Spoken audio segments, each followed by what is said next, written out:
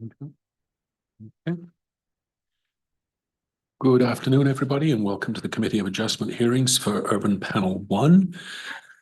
Nous sommes un tribunal quasi-judiciaire de la ville d'Ottawa et tenons des audiences sur les demandes en vertu de la loi sur l'aménagement du territoire, y compris les dérogations mineures au zonage et les autorisations de séparer un terrain.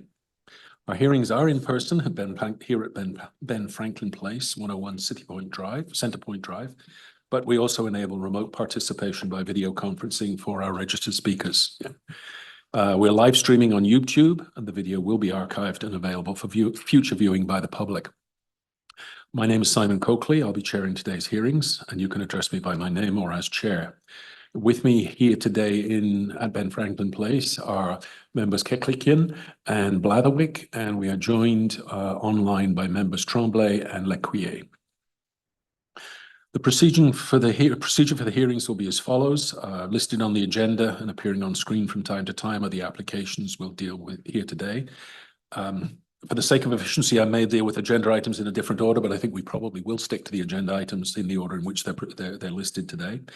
We have reviewed the planning reports and any written submissions in support or in opposition to each of the applications. So our purpose today is to hear any oral submissions relating to those applications.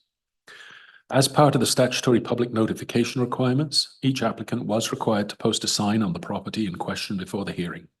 They also had to confirm in writing that they did so, or they'll need to swear or affirm an oath today that they fulfilled the sign posting requirements. It's my understanding that we have received affidavits in the case of all three applications, and so we will not need to swear anybody. That's correct? That's correct, Mr. Chair. Thank you. The panel may ask for a brief presentation of an application, followed by questions for the applicant and then for the city planning staff. We will then hear from members of the public who have registered to speak, and we may also have questions for them. Don't worry if you have not actually registered. We will also make sure that anybody here in the room or anybody online who is interested in speaking will be given the opportunity to do so. Finally, the applicant, who at the end of the day has the burden of proof, will have an opportunity to make final comments in reply to everything that has been said. I'd appreciate it if you'd address your comments to me as the chair, starting with your name and spelling it if necessary, and if you would give us your municipal address for our record purposes. All presentations are limited to 5 minutes, although I do have the discretion to extend that based on the circumstances. At the end of the hearing, the panel may either make an oral decision or we may reserve our decision, in which case that means it won't be delivered today.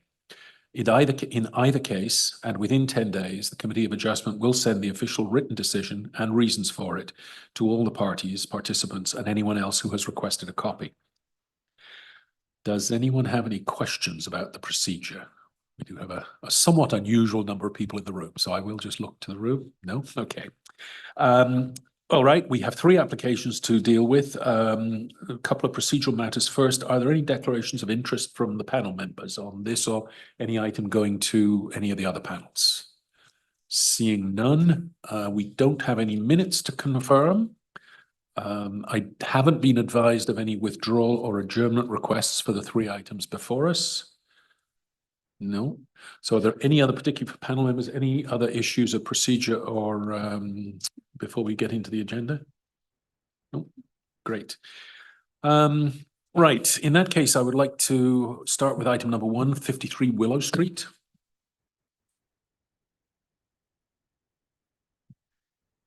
So the agent is Ms. Simpson.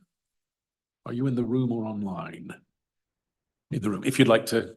Please.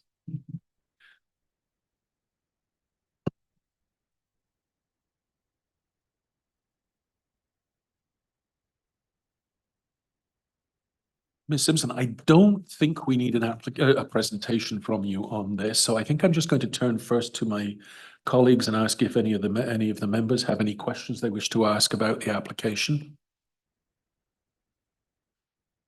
No. Seeing none. This is good.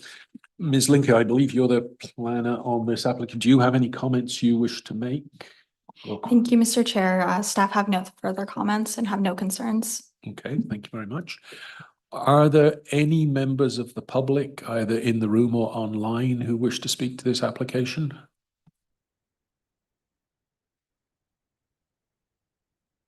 Nobody online?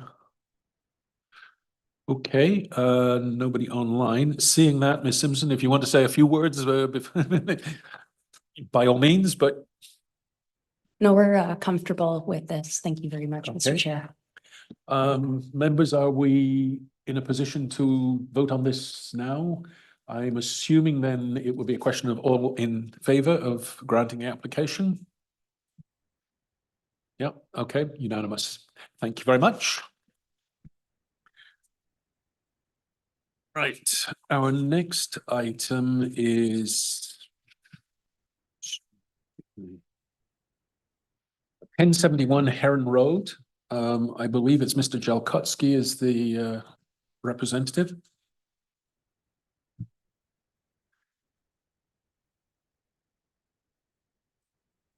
So, afternoon, Mr. Mr. Chair. Jalkutsky, sorry? Mr. Chair. Good afternoon. We would like a presentation from you. We have a couple of questions or issues that got raised in our review earlier on. First of all, we would like you to confirm for the record the amendments that we gather were submitted yesterday. We are also interested, there seems to be a little bit of confusion, at least in our minds, about the number of units that the application covers. We would also be interested in knowing what sort of consultation there may have been with the community. And if you could address also the planning rationale for the development, and particularly why you've gone for, or your clients have gone for a 3-unit project as opposed to a semi-detached. And if you don't address those, my colleagues will definitely raise questions about some of those as we go along. Thank you, Mr. Chair. If we can put the presentation up, please.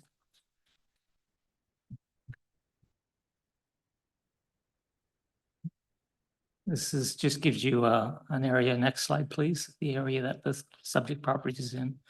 We're in a very kind of dense location and at the edge of the inner suburban area.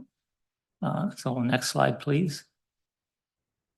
As you can see from this, we're in an area of fairly dense transit access in terms of the streets, as well as Heron Road is planned as a high capacity transit corridor in the future. Next slide, please. A little more information about the transit and the access and the character of the roads. Next slide, please. This gives you an idea of the area that the project is going in, and I want to just highlight a couple of things on this slide, as well as the next slide. This is a street that is definitely going to be in transition.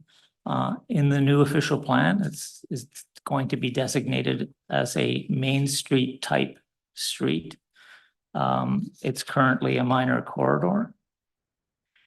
It's all single family houses primarily along there. There hasn't been many conversions at this point in time. And in addition to that, everybody's driveway goes out onto Heron Road here. Primarily, almost all of them are drive in, back out, or back in and drive out. The boulevard is very wide here. So we have a wider than usual boulevard in terms of the street character. So we actually have virtually 8 meters from the property line to the curb in terms of distance as well. That's actually where the one large tree is located that we've maintained by having only one driveway going into the property. Next slide, please.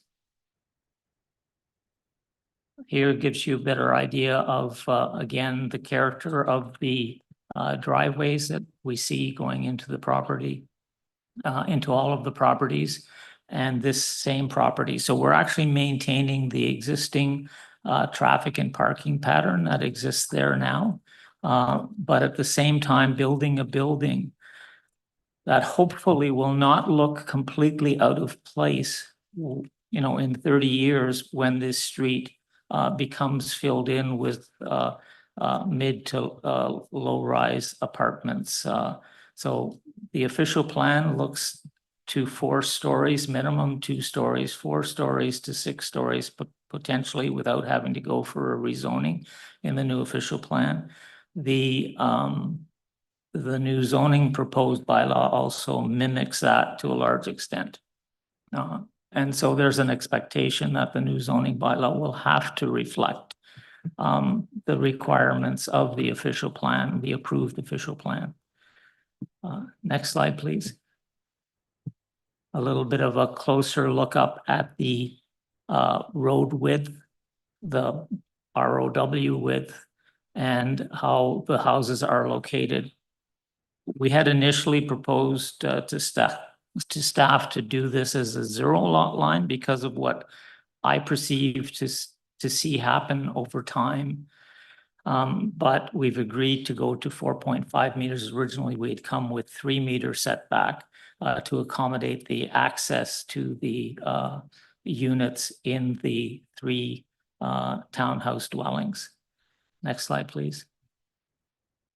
Next slide, please. This is the property as it stands today. Next slide, please.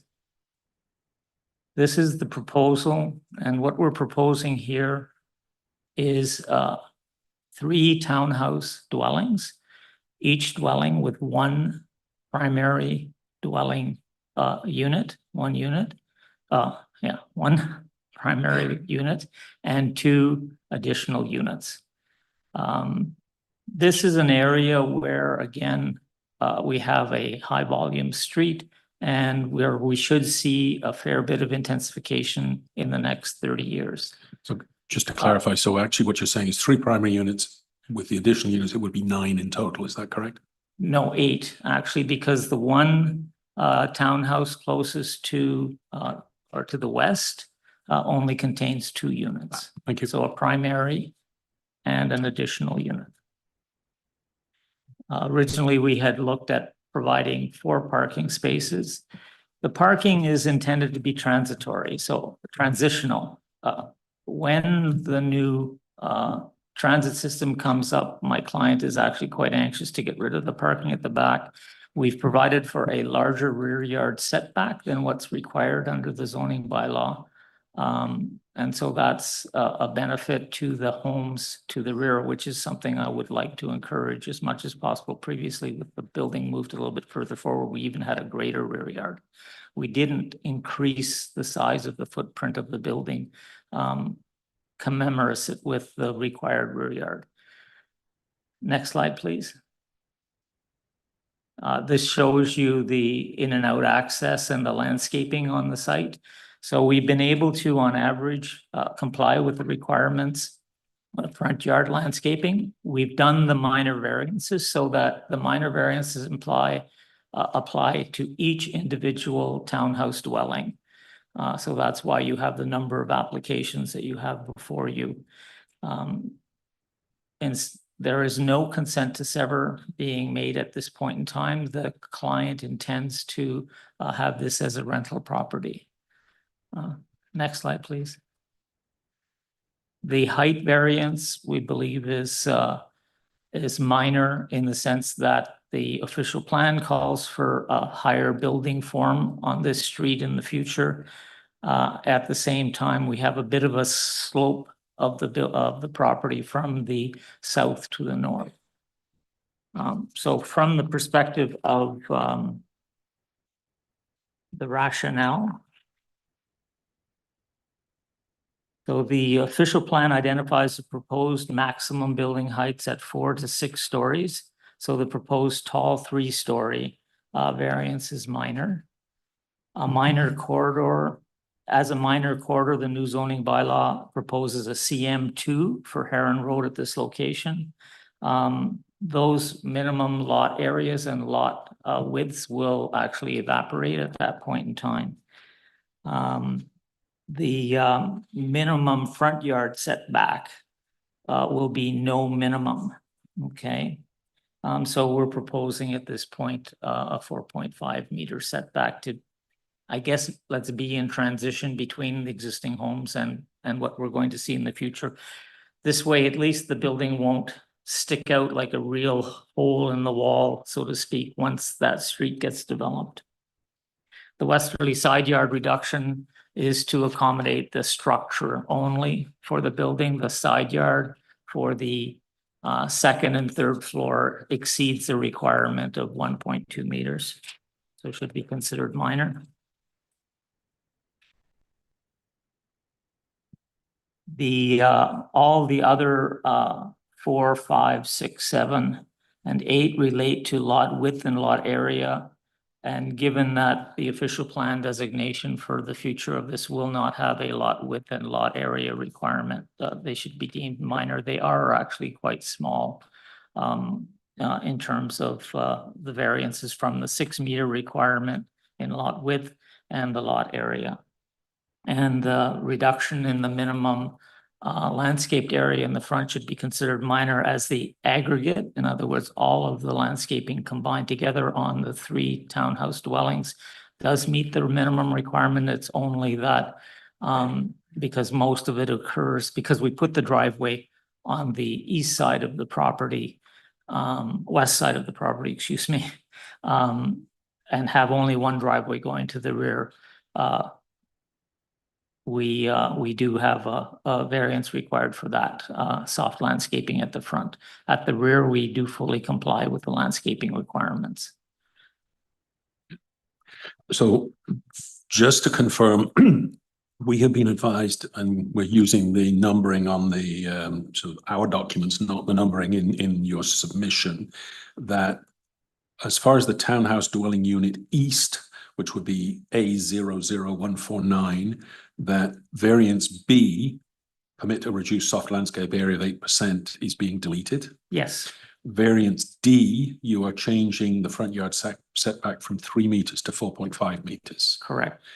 As far as 00164 is concerned, which would be the middle dwelling, removing variance G, which is reduced soft landscaping of 0% of the front yard.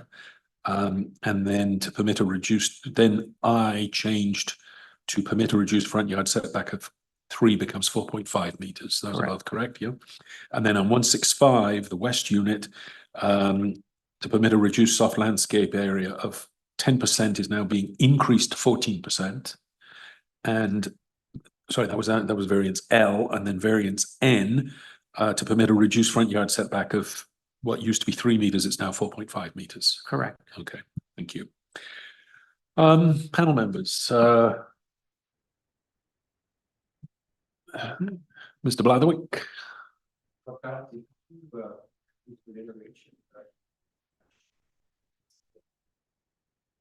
Excuse me, Mr. Chair, I didn't hear the.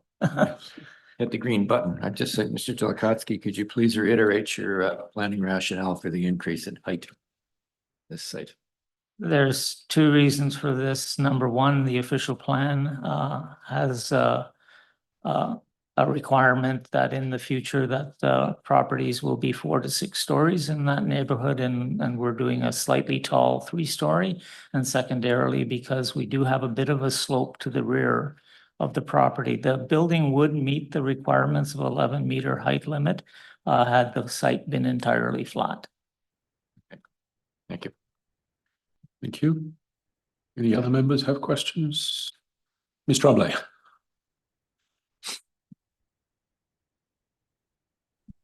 Hello, Mr. Yalkasi. All right, so a couple of things we got to be mindful of, right? So we know there's policies in the official plan for intensification, but the new zoning bylaw is not in place yet. So we're still dealing, this committee has to deal with the standards or the provisions that are in place and in effect at the time that we're considering your application.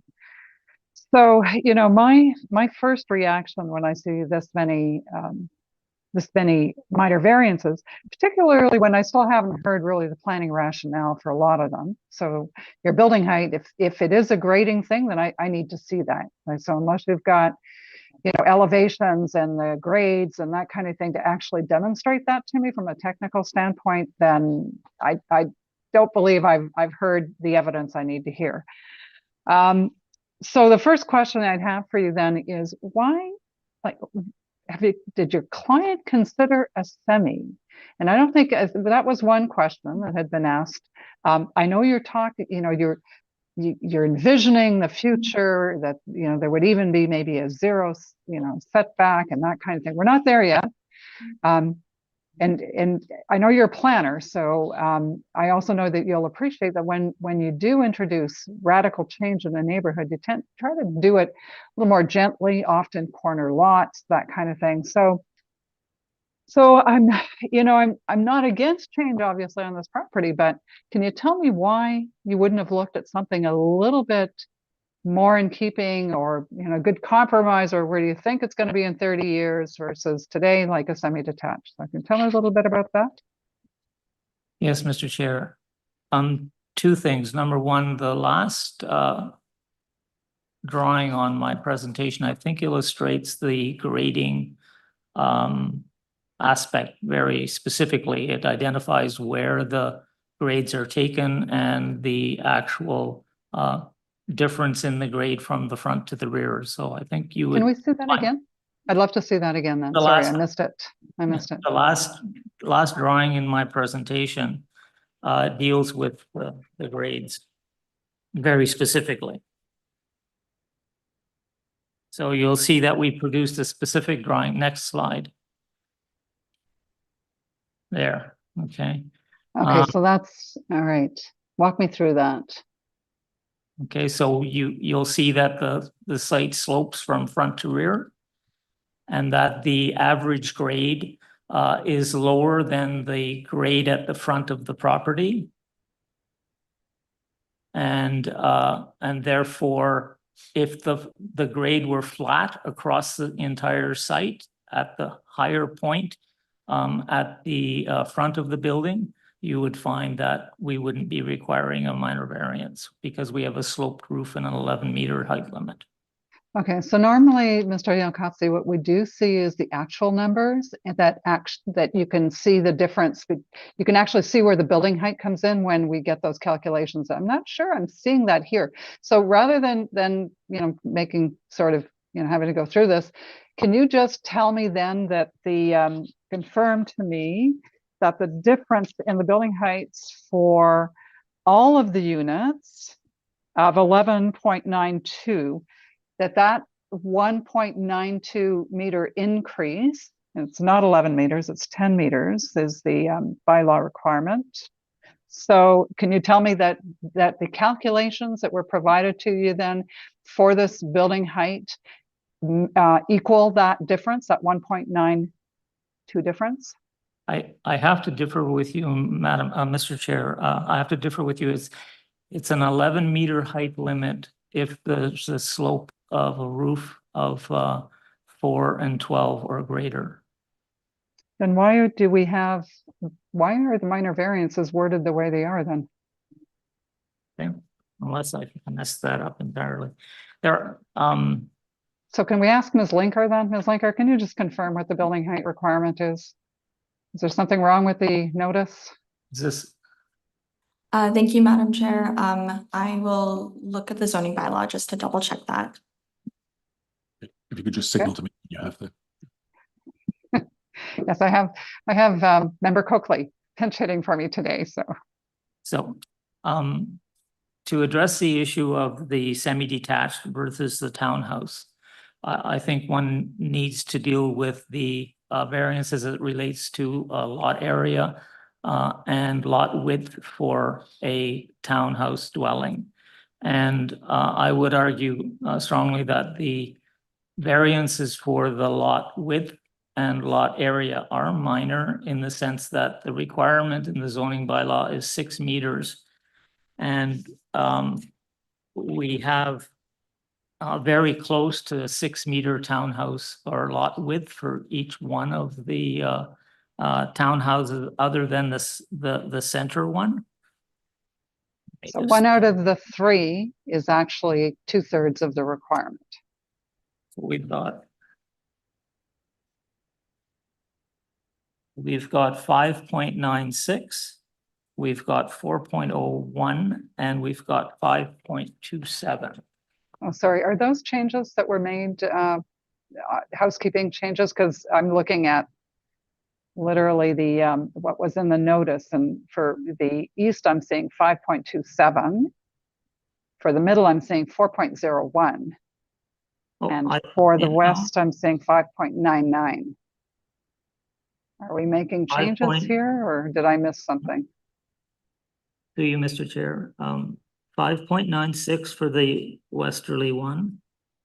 4.1 for the center one and 5.27 for the easterly one. The total lot width being 15.24 meters, where a requirement would be 18 meters. And So just for the middle one, so I'm clear, it's 4.1 or 4.01? 4.01. Okay. All right. So there is the change then on, so I've got the east is correct. I've got the middle correct. But when I'm looking at the west, I still have 5.99. Was that a housekeeping change that we made that I missed? Should be, I don't think, Madam. Sorry, Miss, where are you picking that up on, Mr. Tremblay? My copy, excuse me, my copy of the original notice does list for A00149 townhouse dwelling unit east to permit a reduced lot width of 5.27, A00164 to permit a reduced lot width of 4.01, and A00165 to permit a reduced lot width of 5.99. That's right. So, but I think I'm hearing from Mr. Yalkasi that he's got 5.96. So it's a very, very minor grader relief, but I just think it's important to get it right. What are we looking at? Yeah, definitely. If it is 596 and not 599, we do need to know that.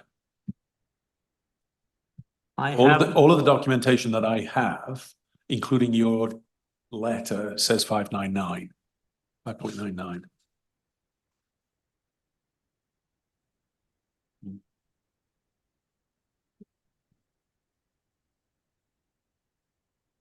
5.99 is correct. I think what I've done here is I do allow for a bit of a buffer for my clients. So 5.99 is correct. Okay. All right. So sorry, going back to the Back to semi-detached the building. versus, yeah, the building form. Perhaps Ms. Lincoln does have the answer to the building height issue. Perfect.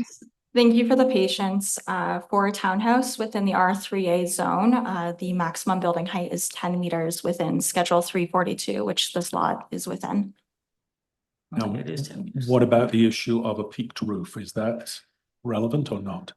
If it was a peaked roof, then the building height would be measured a little bit differently. It would be measured to the midpoint of the roof, and whatever is above that midpoint would not be included in the maximum building height. That's so- right. Okay. So we're back to 10. Back through Mr. So, Sorry, through you, Mr. Chair. I'll comment back on the height limit. I was in error because I was looking at another file. The R4 zones permit this 4 and 12 pitch roof issue. The R3 zone does not. R3 zones permit a townhouse development.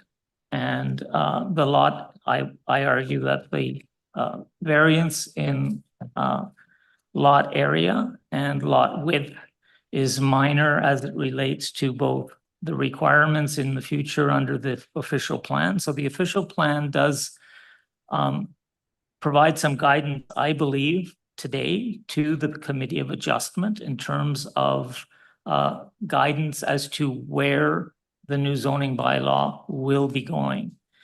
I do recognize that this street is very unique in terms of its location and the style of its development. If you looked at the presentation that I made, I showed pictures of this street back in the 50s and 60s when it was originally being developed, and it has not changed. It is one of those rare circumstances where we haven't seen any kind of intensification on this street, and we would likely have seen townhouse development at any given time on these properties. Semi-detached, so Again, I can't reiterate a little more. I mean, the official plan is asking for intensification. It's asking for a style of low-rise building that it meets with the criteria of what's behind it. So we're not imposing apartment buildings on single-family homes, although there's an apartment building directly behind this property. So that, and from that perspective, but the rest of the street is trying to set an example of how you can do intensification on an arterial, a minor corridor street. In terms of the height, again, I reiterate that it's 4 to 6 stories in the official plan, and that this is a minor variance, partially due to the slope of the site. So can we go back to that, Mr. Okatsu, because I wasn't quite finished with all my questions. So when you made your comment, though, then, and you showed us the drawing, you were assuming that the building height was actually 11 and not 10 when you made those comments. Is that correct? I was applying in my head from a rationale perspective, the fact that in many zones in the city of Ottawa, we have that provision when we deal with R4 zones in particular, but some R3 zones as well. I also feel strongly from the perspective of the future of the street. So we constantly hear from the planners that, you know, we're going to be doing this rezoning, and you have to remember that the change will not take place instantaneously, but will take place over time. What we're simply doing on this property is we're moving the bar a little bit forward by 1.5 to 2 years from where this street will likely be, and trying desperately to avoid to leave new construction behind that has a 50 to 60 year lifespan that will look completely out of place with what is proposed and approved in the official plan, and which will likely be implemented in the new zoning bylaw. All right, thank you, Mr. Yalkonsi. A couple more questions. So is there a requirement for parking on this property? No. Okay, so can you tell me why then you're providing parking, given that the site's fairly tight? We already have a comment from staff in here that said that they were looking for turning radius diagrams to determine functionality of that aspect of the site. Can you tell us a little bit about that? Yes, Mr. Chair.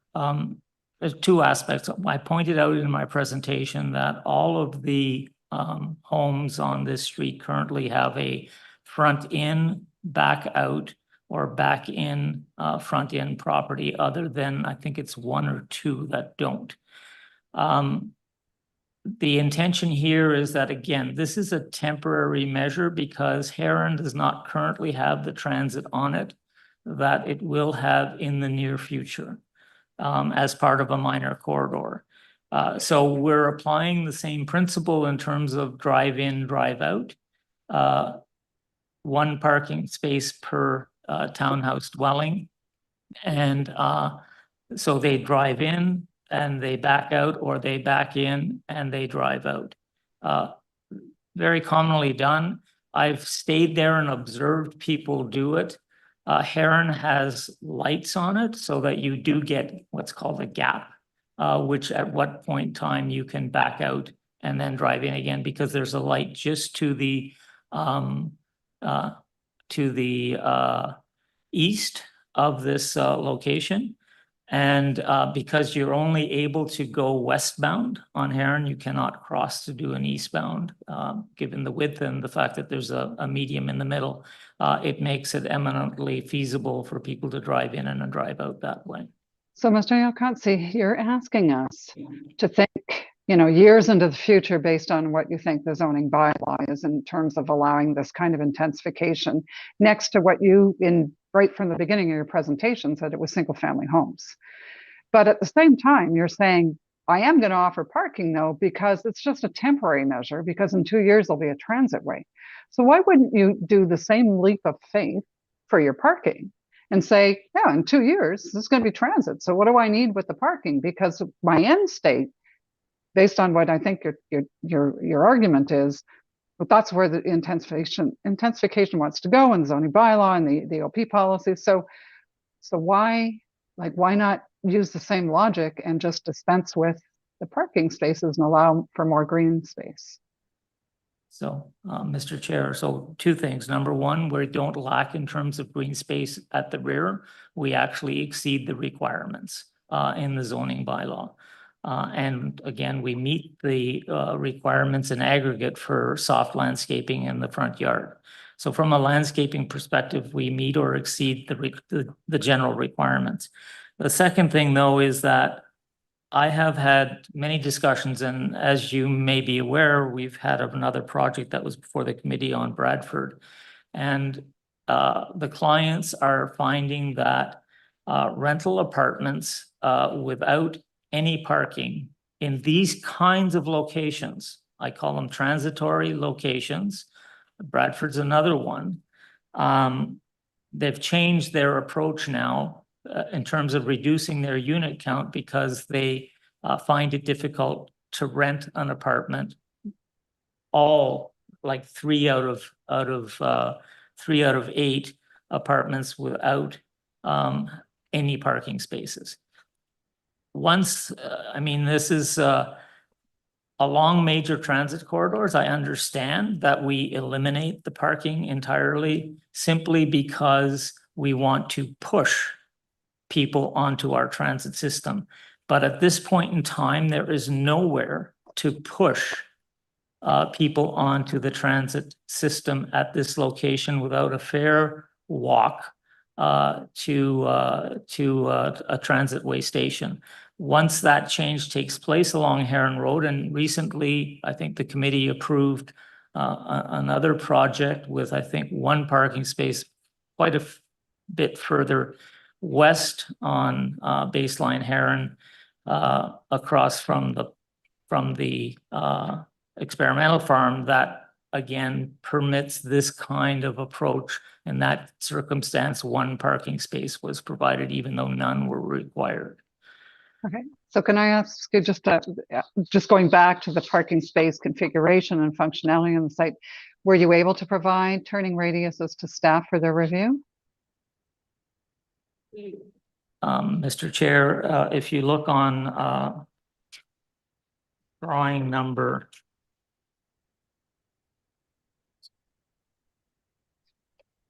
A09, I indicated in dotted lines the access to the turned parking space, the turned radius to go into the single parking space that we used, where we used to have 2. And the 2 straight-in parking spaces do not require a turning radius. All right, question to Ms. Linker then. Ms. Tremblay, no. The package that we received originally does not have those dotted lines on it. Was this subsequently submitted? What we have is the dotted lines indicating the 4 parking spaces, but when there isn't anything on A09.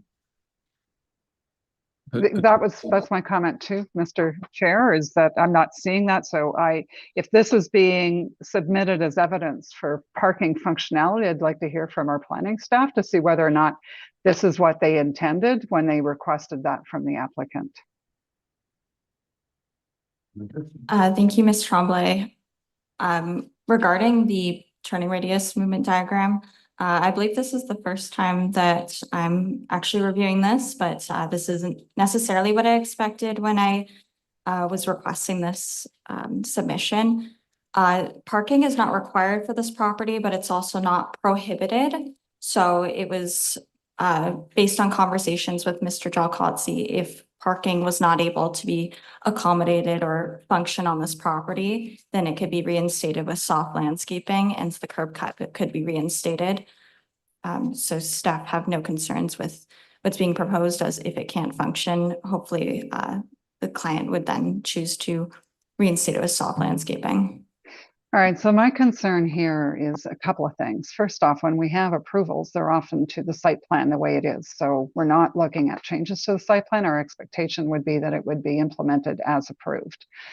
My second question to you, Ms. Linker, then, is in your comments, you talk about, not the the parking spaces, you needed the information to better demonstrate how rear parking will be functional.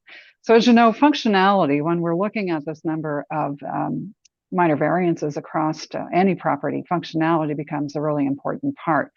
And if there's a proposal for parking, regardless of whether they need it or not, if they're proposing on their site and that's what we're approving, then we would expect to see that functionality as well. And I think in the past, in fact, we have heard or seen in planning reports comments about the desirability of the development because it's functional on all levels based on what it's proposing. So for me, if I read between the lines, is we're not actually completely sure at this point that the site is wholly functional based on what's being proposed today, and part of the evidence to show that functionality is missing. Is that correct? Ms. Lincoln? Yes, thank you, Ms. Tremblay. With respect to the parking, through conversations with Mr. Jalkotzi, it appeared that the plan was to remove it in the future. So it sounded like they were looking for these variances, whether parking was required or not. So we were able to make that determination that it appeared that the variances were not linked to the parking and would be required whether parking was provided or not. All right, thank you, Ms. Linker.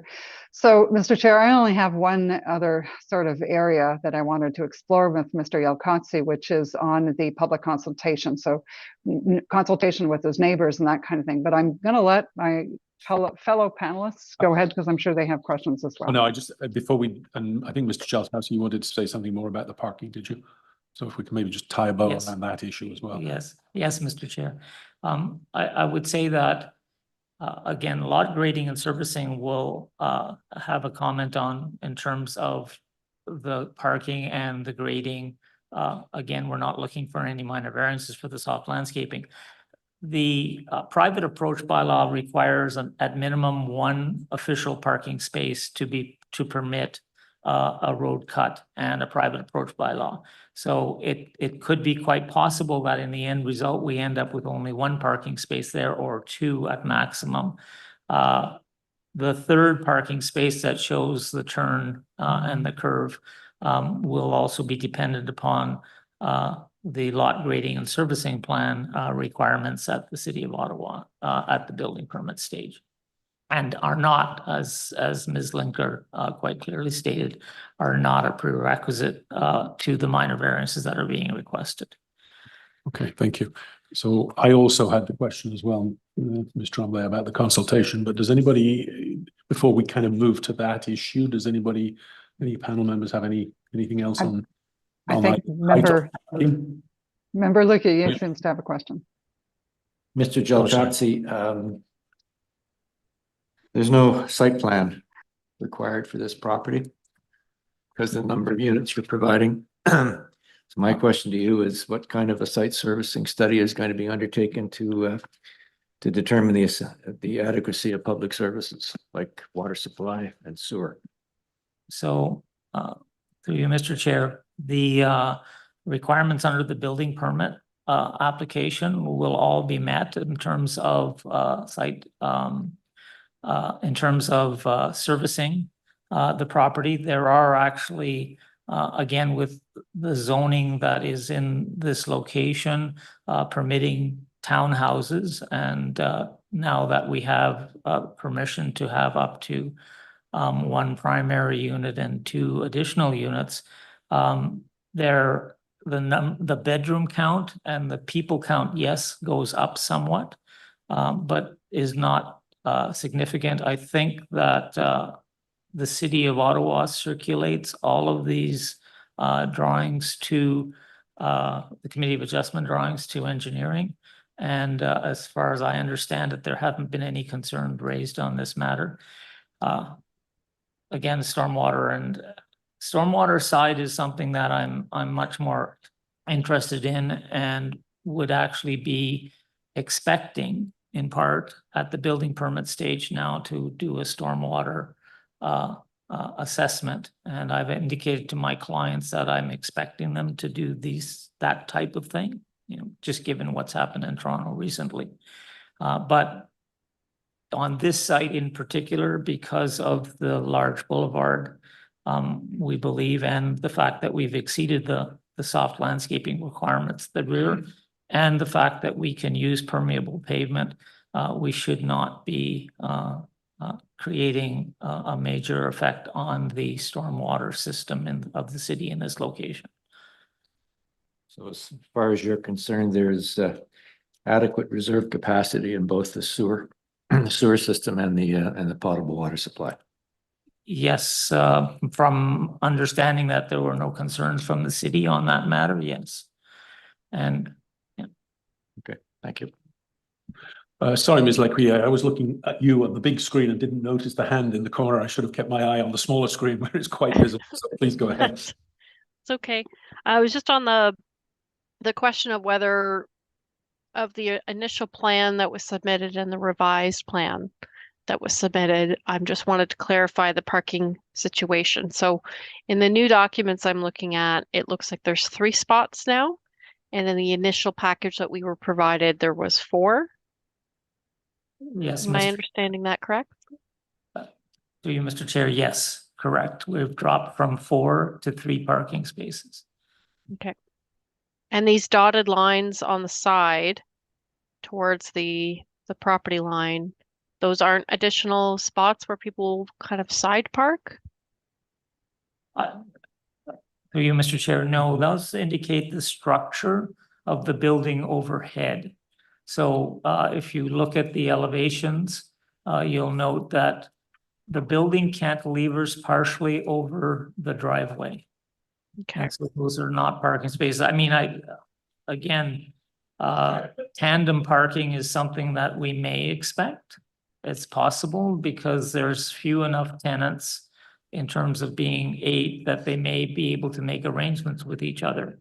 I've had that happen on a number of other sites, and we've actually planned it through site plan on a site on 25 Grant Street where we plan for tandem parking. In this case, we are not planning for tandem parking.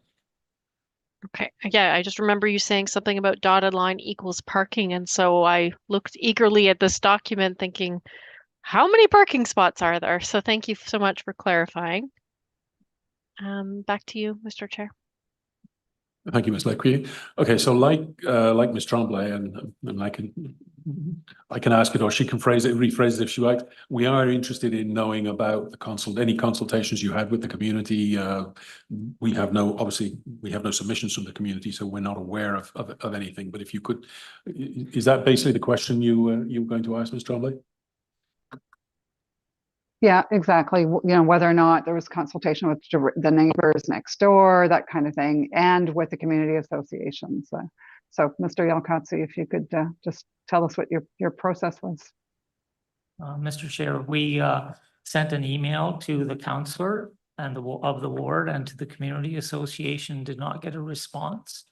And we also, though, met with both neighbors on either side and the neighbor, the manager of the property to the on the north side of the property.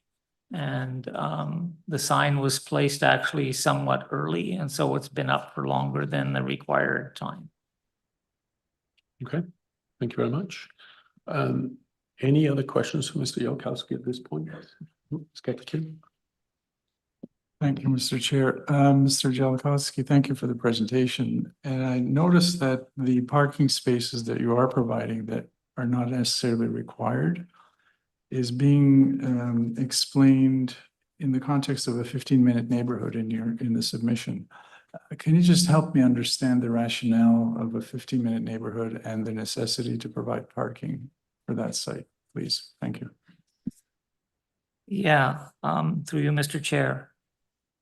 So the location in terms of its proximity to Bank Street, which is a bit of a strip mall type property with shops and also there's a farm boy there, and there's a number of other sorts of restaurants, but primarily it's automotively related shopping on that street.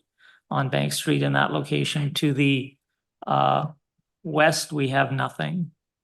So we're trying to, again, increase density to attract more businesses that supply the services to these kinds of properties. And the official plan clearly indicates that as a minor corridor and then becoming a transit corridor, that this type of development, the new zoning that's being proposed also will permit commercial uses in the near future.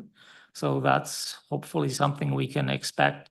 The design of the building is actually such that the interior design of the building is actually such that some of it can be converted to commercial uses in the way that we've handled the stairs. In other words, the ground floor and the basement could actually become a commercial use space with residential above in the future.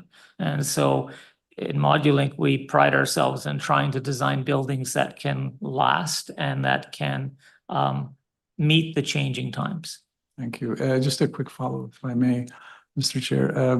You mentioned it was transitional parking, and depending on the provision of higher order transit on the road and in the corridor, what happens how do you envision that parking once it's removed? What happens to the rear? Through you, Mr. Chair. So the expectation would be that the market in the end result will determine for the owner of the property whether or not there's a need anymore for parking when they go to rent property. So we do have apartment buildings now, as you're aware, in other locations where we have a lot of parking, and we have them coming to the committee and to do rezonings and other things to reduce their parking requirement because they're no longer filling the spaces. So that's sort of a bit of a harbinger of how that change will take place. I think it'll be similar to these kinds of properties over time as people find a car actually not a benefit anymore, but a hindrance, right? And so at that point in time, but by designing the building the way we did, trying to push it as far forward as we can, we're essentially trying to do two things. One, sort of be able to develop that kind of green space at the rear over time, as well as understand that the change that will take place in the area to the north will be less dramatic than what will happen on Heron Road. Thank you. Thank you, Ms. McKechnie. Ms. Lincoln, we understand that the city has no objections. I think it's fair to say, though, that panel members did have some questions, as was asked of Mr. Jalkowski here, around the planning rationale for townhouses versus semi-detached and why the city is satisfied with one as opposed to the other. If you've got any views on that, we would appreciate it, I think. Thank you, Mr. Chair. The applicant proposed a townhouse development and staff are reviewing what was proposed in front of us. We were reviewing the minor variances, and originally we had a lot of concerns with the proposed minor variances, specifically the front yard setback, and through our discussions with Mr. Jalkowski, he revised the design and was able to address our concerns. Staff have no concerns with a townhouse development occurring here as long as it can align with the Ontario Building Code. Thank you very much. Panel members, do we have any questions for, Ms. Tremblay? Sorry, I should look here as opposed to up there. Oh, that's okay. That's okay. I would have just spoken up at some point. So Ms. Linker, on the building height side of things too, then, are you satisfied with the planning rationale? Like, so normally it's fairly contentious to be increasing building height without normally, you know, we've heard that it's got to do with a grading thing, but we didn't actually see it. And now we're kind of not sure that it was relating to 11 meters or 10 meters. But from your perspective, do you believe that there's really been enough planning evidence and support for a building height increase here? Thank you, Ms. Tremblay. From my review of the building height, I was reviewing width of the right of way, and notice that it's approximately 45 meters wide. So this would not be disproportionate to the right of way. And in terms of the impacts to the abutting properties, it seems like impacts would be mitigated by an increased height. So staff are satisfied that the additional building height wouldn't be considered not minor. All right, thank you. So Mr. Yelkowski, back to you Sorry. then on this. No, I just, but- oh, No, if sorry. I just want to clarify one little thing here while we're talking about, in this. Perhaps, Ms. Linker, are you satisfied that the wording of the requested variance, given the height that you stated was 10 meters, but with the issue of measuring to the midpoint of a peaked roof, are you satisfied that the wording of the requested variance here is accurate? Like, do But we? the relief, I agree with you. So, Mr. Chair. assuming we are inclined to grant the variance, are we actually granting a maximum building height of from your perspective, a maximum of 11.92, whereas the height is 10, or is it some number slightly less than 11.92 because of the issue of the peaked roof? Thank you for the question. Could staff put up the elevations that shows the building height measured along the elevation?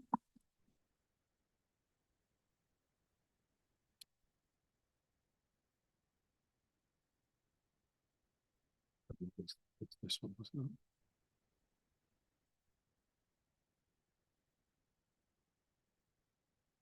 it? I believe it's this one. Next slide. Next slide. Yeah. There you go. Is there any way of expanding it so we can see the bottom right-hand corner a little bigger? Are we kind of limited on the screen here? Because I think it is the image in the bottom right-hand corner, is it not? That's relevant. Okay. I guess not. Through you, Mr. Chair, the calculation that was done on the graphics is such that it's the midpoint between the peak and the eve as required under the zoning bylaw. Okay. Pardon? Okay. To So- the average grade, right? Just to be sure. From the average. So the point made just briefly by Mr. Blatherwick here is that the actual height at the peak is more like 12 meters, or possibly higher than 12 meters. Is that correct? Mr. Chair, yes, so the peak is higher than 12 meters. Okay. And the eaves are significantly less than 11.92 meters. Okay.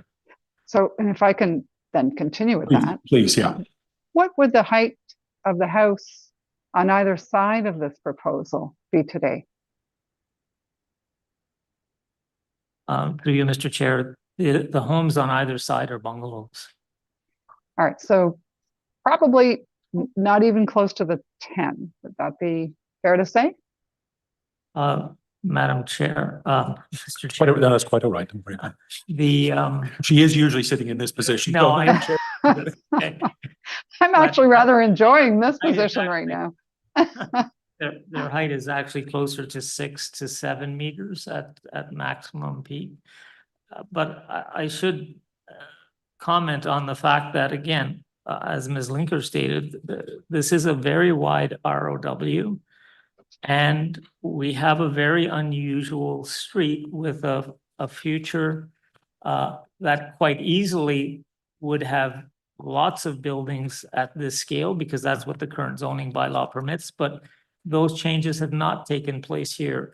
I guess it's a darn busy street, right? And so people have not been redeveloping their properties to become 2-story and 3-story properties, because it quite frankly hasn't been that desirable from that perspective, obviously, at this point in time. However, and I'm going to go back to the official plan approved by council, 4 to 6 stories. If we start,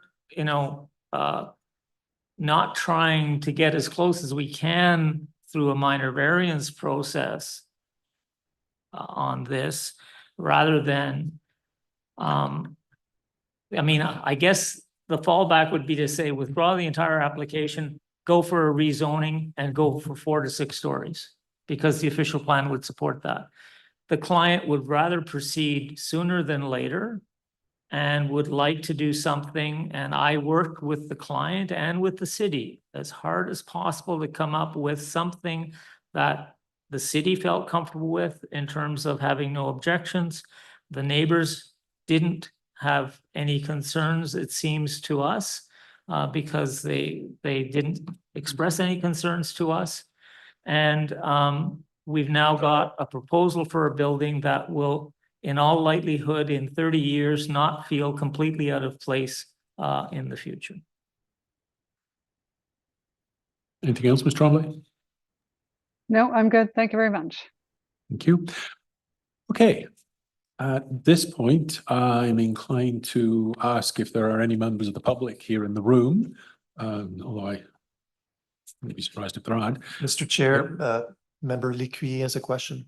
Oh, sorry, again, looking at the wrong screen. It's okay. Looking around the room a lot. I'm just wondering if Mr. Yalkowski can confirm if there's any other, like I saw in the package that there's pictures kind of going north and south, but whether there's other properties in the vicinity that have been developed, and like whether this design that's being proposed today has already been done in the immediate area or not, or something similar. At least when it comes to height.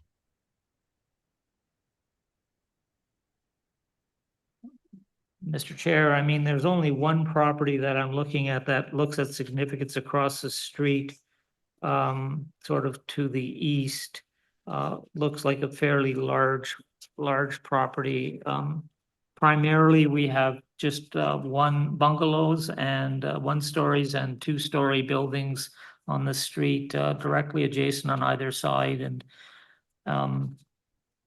but no, there are a couple of semi-detached properties further to the east of this property. You'll see that on A04. But no, they're really, I guess the issue here is that we have a street that's been left behind, and in the official plan is intended to become a minor corridor with significant redevelopment. It's a significant redevelopment opportunity for the city to increase density. It's like areas along Carling and other places where we have single-family bungalow story homes still, and strip malls and other things like that, where we know that we are going to have taller buildings. The benefit to intensifying along these types of corridors is that they create on top of that, and I did a work at the University of Calgary when I was doing my master's in planning. There are a number of these kinds of stroads. They're called stroads in the vernacular, where they're technically limited in and out, but where redevelopment hasn't taken place. And they can, by building up between 3 and 4 stories, and in this case, the official plan up to 6 stories, actually protect the residential neighborhoods behind from the noise of this arterial, the buses that will run along it, that sort of thing. And so the taller the building, the better the noise barrier that you end up with, and leaving holes in that would not be beneficial. And I know this client is ahead, and I've spoken with the client about, delaying everything for 2 years, but he'd like to move ahead. And I think it's a reasonable compromise. The city thinks it's a reasonable compromise. The neighbors aren't overly concerned, because I think they're very aware of what's going to happen to their property values as this area gets rezoned to a much higher land use than it currently is. Anything else, Ms. Lecuyer? Oh, thank you. So nobody in the room wants to speak to this? Is there anybody, I'm not seeing anyone anyway. Is there anybody online who's in any way inclined to? No, Mr. Chair, doesn't appear so. Okay. Given that this has generated a lot of questions from panel members, are there any last questions from panel members before I give Mr. Jelkowski the last couple of minutes? And seeing nobody with their hand on my little screen here, thank you. Ms. Jankowski, if there's anything you feel you haven't already said, please feel free to, to give us a couple of closing comments. No, Mr. Chair, not really. And again, I would just encourage the committee to think forward. There's somebody who actually gave me a really interesting saying. There's a really good reason why windshields are bigger than rear view mirrors. Because we're looking forward, not backward. It's an interesting one. Appreciate it. Thank you. Okay, thank you very much. I'm going to guess that we want to reserve on this one. So you'll be receiving your decision in due course, as you're aware. Thank you, Mr. Chair and panel, very much for the debate. The last item is the one that was adjourned 2 weeks ago, 370 Princeton Avenue. Is it Mr. Soar who's the agent? So if I'd like to invite you to come down.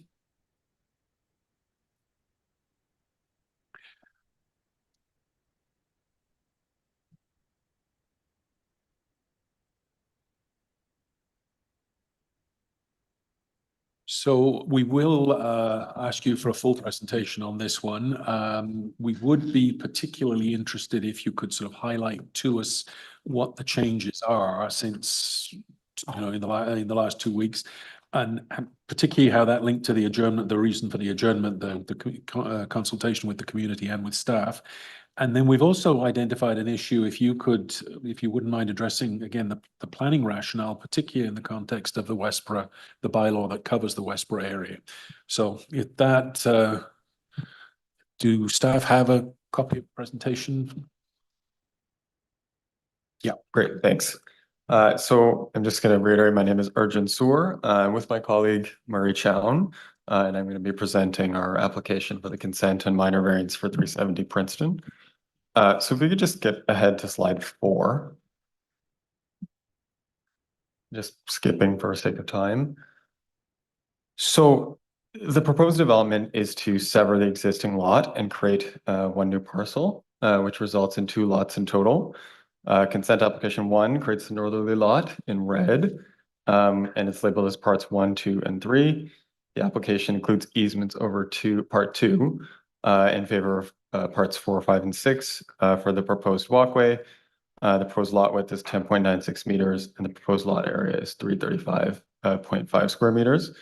Consent application 2 creates the southerly lot, labeled as parts 4, 5, and 6 on the draft reference plan.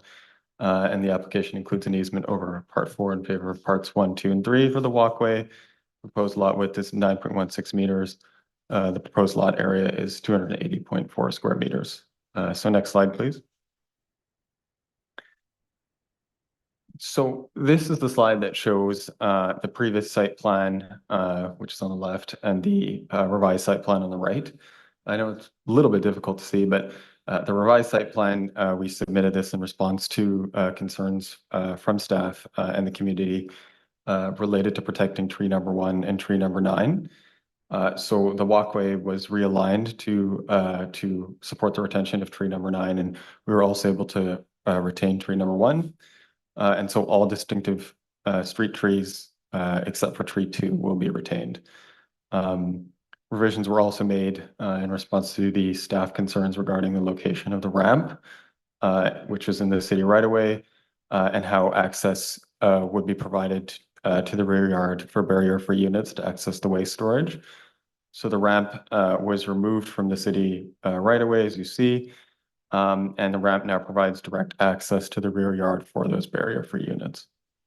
And so I'll just note that city staff indicated in their report that the revised design better manages site functionality and impacts on the lot without impacting the public realm.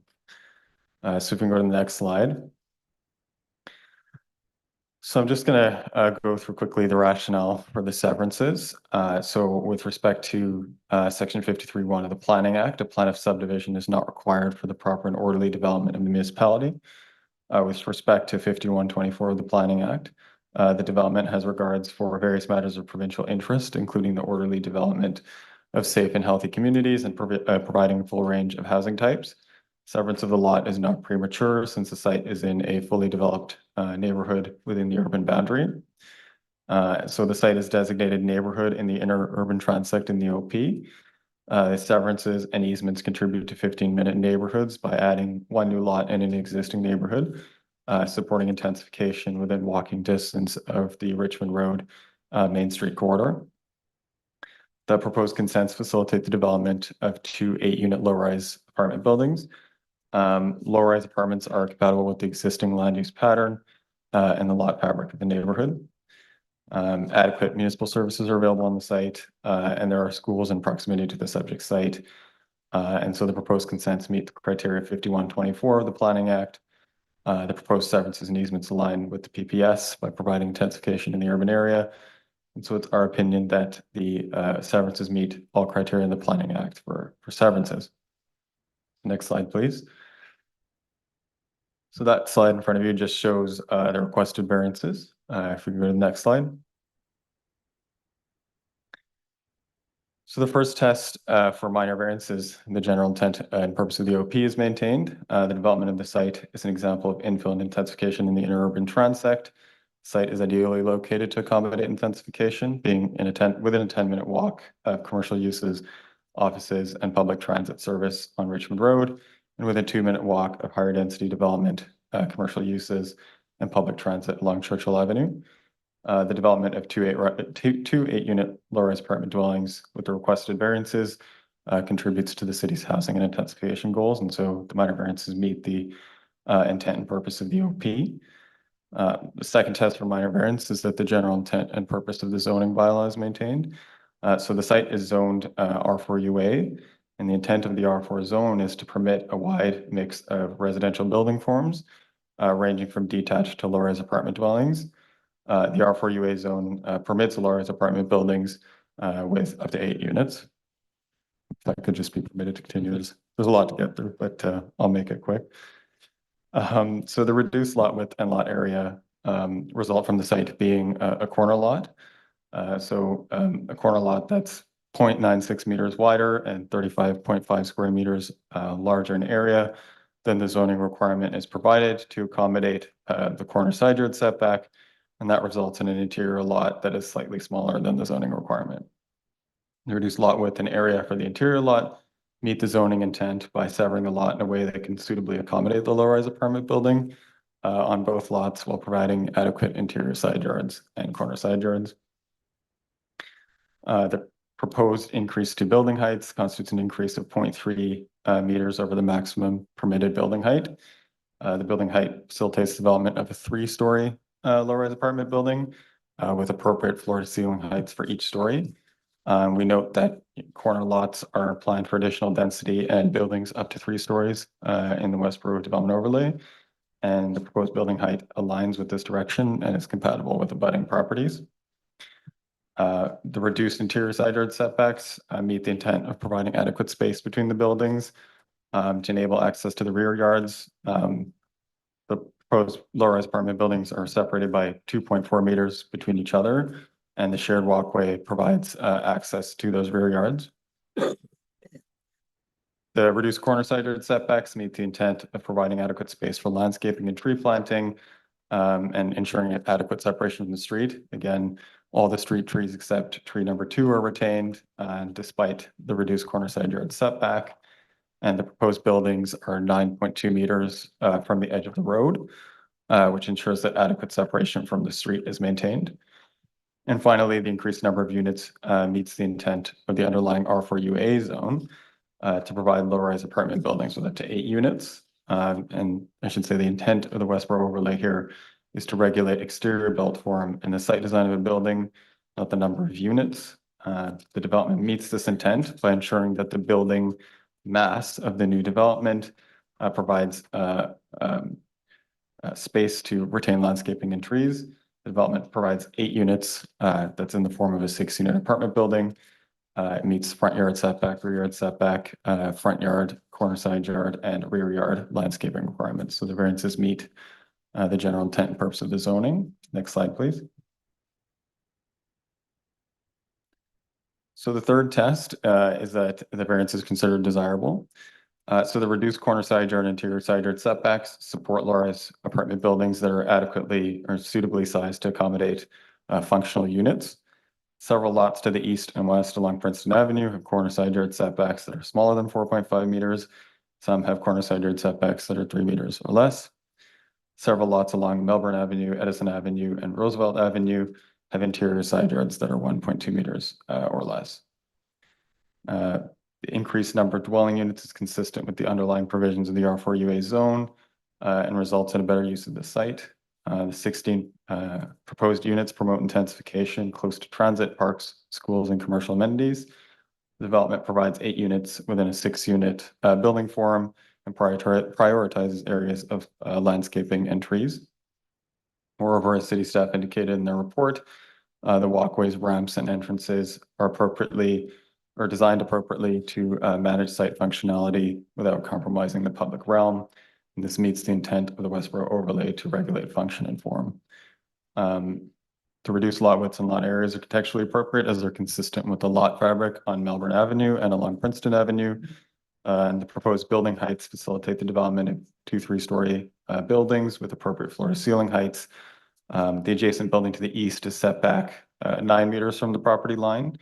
And the adjacent building to the south is set back 3.6 meters from the adjacent property line, ensuring that adequate separation is provided from the buildings. Finally, the 4th test for minor variance is that the variance is considered minor. The proposed low-rise buildings with the requested variances meet the performance standards for front yard setback, rear yard setback, minimum front yard soft landscaping, corner side yard soft landscaping, and rear yard soft landscaping. Proposed lot widths, lot areas, and setbacks on each newly created lot accommodate the proposed low-rise apartment building in a form and scale that's appropriate in this location. The roof setbacks, lot area, and lot width are consistent with the character of the surrounding context and has no impact on the streetscape or the functionality of the site. So the variance is considered minor in nature. Next slide. And so just to tie a bow on it, the proposed consents meet the criteria of 53.1 and 51.24 of the Planning Act. Proposed variances meet the 4 tests under 45.1 of the Planning Act. And so it's our opinion that the proposed consents and variances are good land use planning. Thanks. Okay, thank you very much. Can I just confirm for my own understanding then that the changes that you've made, which would be file number B100, where sorry, what do we do? Just so this is more for record keeping. Part number 1 to 3, and then on B101, part number 4 to 6. So it's the walkway easements are over part 2. We strike and 3 in favor of parts 4, adding part 4, 5, and 6. And then over part 4 instead of part 5 in favor of parts 1 to 3 instead of 1 to 4. That sounds correct, yes. Okay, is that what staff have got as well? Just Yes, Mr. Chair. thank you.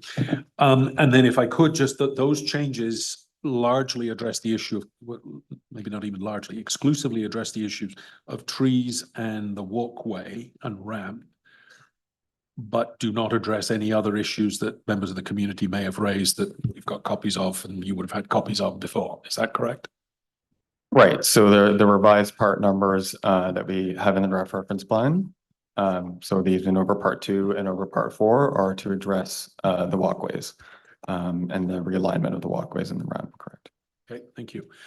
Colleagues, do anybody have any questions? I'll turn to you first, Ms. Lequier, seeing that I've ignored your hand so many times so far. I'm good. Thank you. Anything else, colleagues? No, at this point? Mr. Chair, I guess, Yes. so, one of the things that we had asked the applicant to do or the agent to do was to reach out to the community. I know some changes have been made, but can you recap sort of what that process, that outreach process was, and specifically what some of the changes were that came about from discussions? Yeah, I'd be happy to. So through you, Mr. Chair, after we submitted the application, we circulated the submission to the Westboro Community Association. We then met with the Westboro Community Association, heard their comments, and then we were before you two weeks prior to this, to adjourn the application, both in response to concerns from city staff and from the community association. So we took that back and spent the 2 weeks making the revisions that we needed to make in order to satisfy the concerns as best we could. And so we had a meeting just this morning, actually, which a little bit of short notice for the community association, understandably, but we reached out to them and provided them with our updated materials, and then had a meeting with them and presented them with the changes that we'd made. And so the principal changes that were made in response to those concerns was the protection of the additional trees. And I reiterate again that we're protecting all the street trees except for tree number 2, which has to be removed anyways. And then also realigning the walkways and the ramp, which leads to a 8-unit building that we think functions a lot more appropriately than it did in our initial submission. So that's kind of the effort that we undertook. So if I can just follow on then with some of that. So you said you provided information this morning. Did I get that right? No, so we provided information, updated information to the community association on Friday. We were only able to schedule a meeting this morning, but we did also receive an email from Tim Gray of the Westboro Community Association with some questions that we did provide answers to, I believe, on Tuesday. All right, so there seems to be a number of comments in opposition remaining. Do you think maybe that's because, you know, is there a chance it's because they haven't had a chance to digest the information at this point? Like, I guess what I'm asking is, the sense I'm getting is there has been quite a bit of opposition. If there's a chance that we can eliminate some of that opposition through maybe giving it a little more time, would an adjournment for another 2 weeks be helpful? Through the chair, If you could identify yourself, please. sorry, for the record, Murray Chown. We have read carefully all of the submissions that the committee has received. They are numerous. I'll acknowledge that there's many more submissions on this application than I've seen on almost any other application to the committee. Concerns that have been raised, first and foremost, are protection of trees. We've worked with our forester and the city forester and the designer to protect all of the street trees except for one. And the one that is being removed has nothing to do with the project. The one's being recommended for removal is a very, excuse me, a very large, very old tree where the main lead got cut off by hydro, I don't know how many years ago. And what's left is a deformed tree that our foresters recommended for removal and city foresters have agreed. It has nothing to do with the project. It's just a tree that needs to go. Otherwise, the project has been revised and the revisions relate to the configuration of the walkways to protect all of the existing street trees, including one that isn't even a distinctive tree, which wasn't recommended for protection initially. So all of the street trees are being protected. So that was a very clear concern in many, if not all of the submissions made by the residents of the neighborhood and brought to our attention by Mr. Gray and his colleagues when we've met with them. So we've addressed that. Many of the comments relate to parking and traffic. The variances that are before you don't relate to parking or traffic. The members of the committee are fully aware that there is no required parking for this project. You just spent a lot of time on the last application questioning the applicant about parking that they're providing when it's not required and the challenges of making that functional parking. We do not have to provide parking, and we haven't provided parking for this project. Parking is not an issue that is before the committee for consideration today. I sympathize with the residents who speak about pedestrian safety on Princeton. Nothing I can do about that.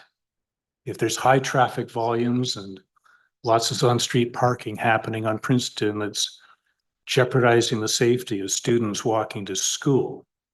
That's a real problem that exists today. But the addition of 2 8-unit apartment buildings isn't creating the problem. Now, everybody's going to say, well, it's just going to exacerbate the problem. We have a plan, both the City of Ottawa's official plan and even the exercise that we went through with the Westboro overlay, where we identified corner lots within this neighborhood as being appropriate lots for a significantly higher level of intensification than the rest of the interior lots in this neighborhood. What's before you today is a proposal that's consistent with the direction of the overlay. It conforms to the policies of the official plan.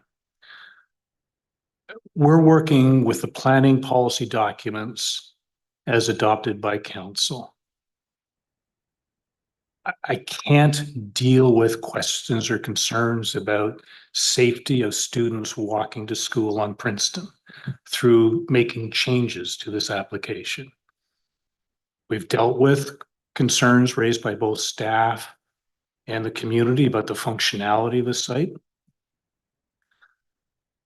I can tell you this, that we twisted the arm of the designer to look at an alternative arrangement to make it a whole lot easier for people with accessibility challenges to be able to access the apartment, the accessible units, and to be able to access the garbage enclosures in the rear yard. The earlier plans, I would acknowledge, were dysfunctional in that regard, but we've addressed those concerns. We haven't addressed them all, and we're not going to address them at all. And with all due respect to the question from Ms. Tremblay, a 2-week adjournment or further adjournment isn't going to put us in a position to address those concerns. They're certainly beyond the scope of this project. Thank you. Thank you. Follow up, Ms. Tremblay? No, that's fine. I was, I think Mr. Chown did exactly what I was hoping that he would do, and that's to walk through what some of the comments of the opposition, opposing comments are, and what has been done about them. And so, for me, I think we have a good overview on the basis of his comments. Okay. Thank you. Yeah, Mr. Blatherwick.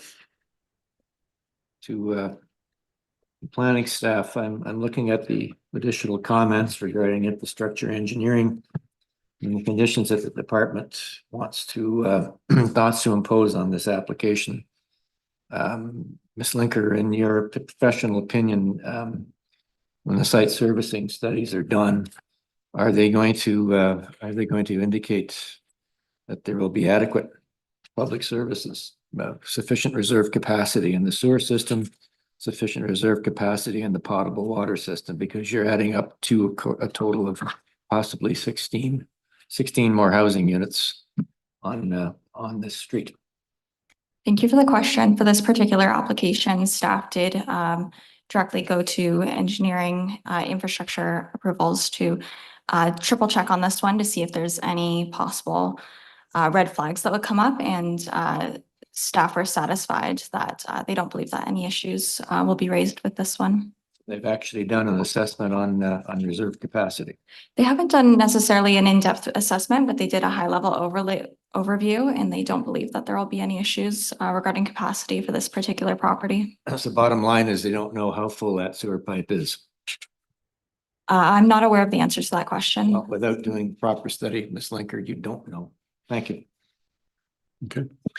Ms. Linker, I had a question as well. The city is requesting a JUMA, which seems somewhat odd in the context. Is that has the need for that been addressed by the amendments? Is it still in your view, a need, or could you just maybe give us some clarification around why you think a JUMA is required?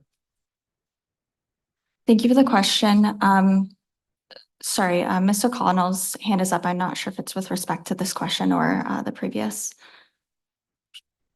I'm not seeing her on my screen. Apologies to her then. Ms. O'Connell, did you want to say something?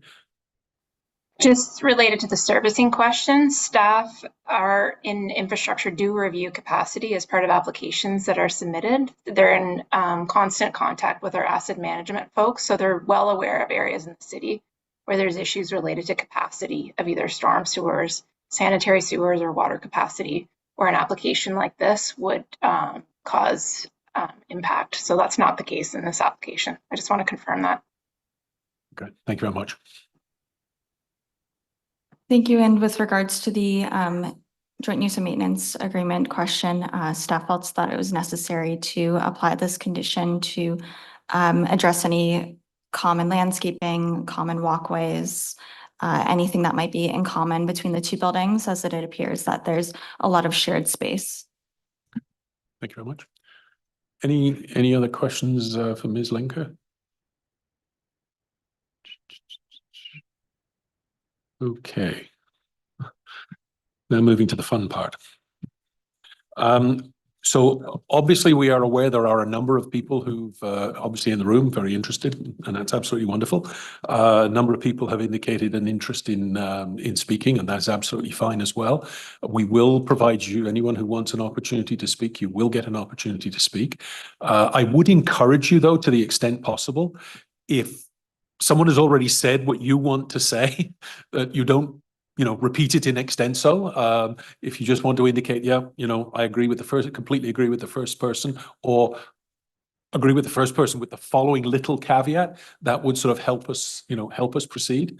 But we'll see how things go. So is there a sort of a joint spokesperson, or are you all here in individual capacities? Joint. A joint. So if somebody who is a joint spokesperson would like to come up, if we've got a couple, we'll do the joints. But then why don't you start?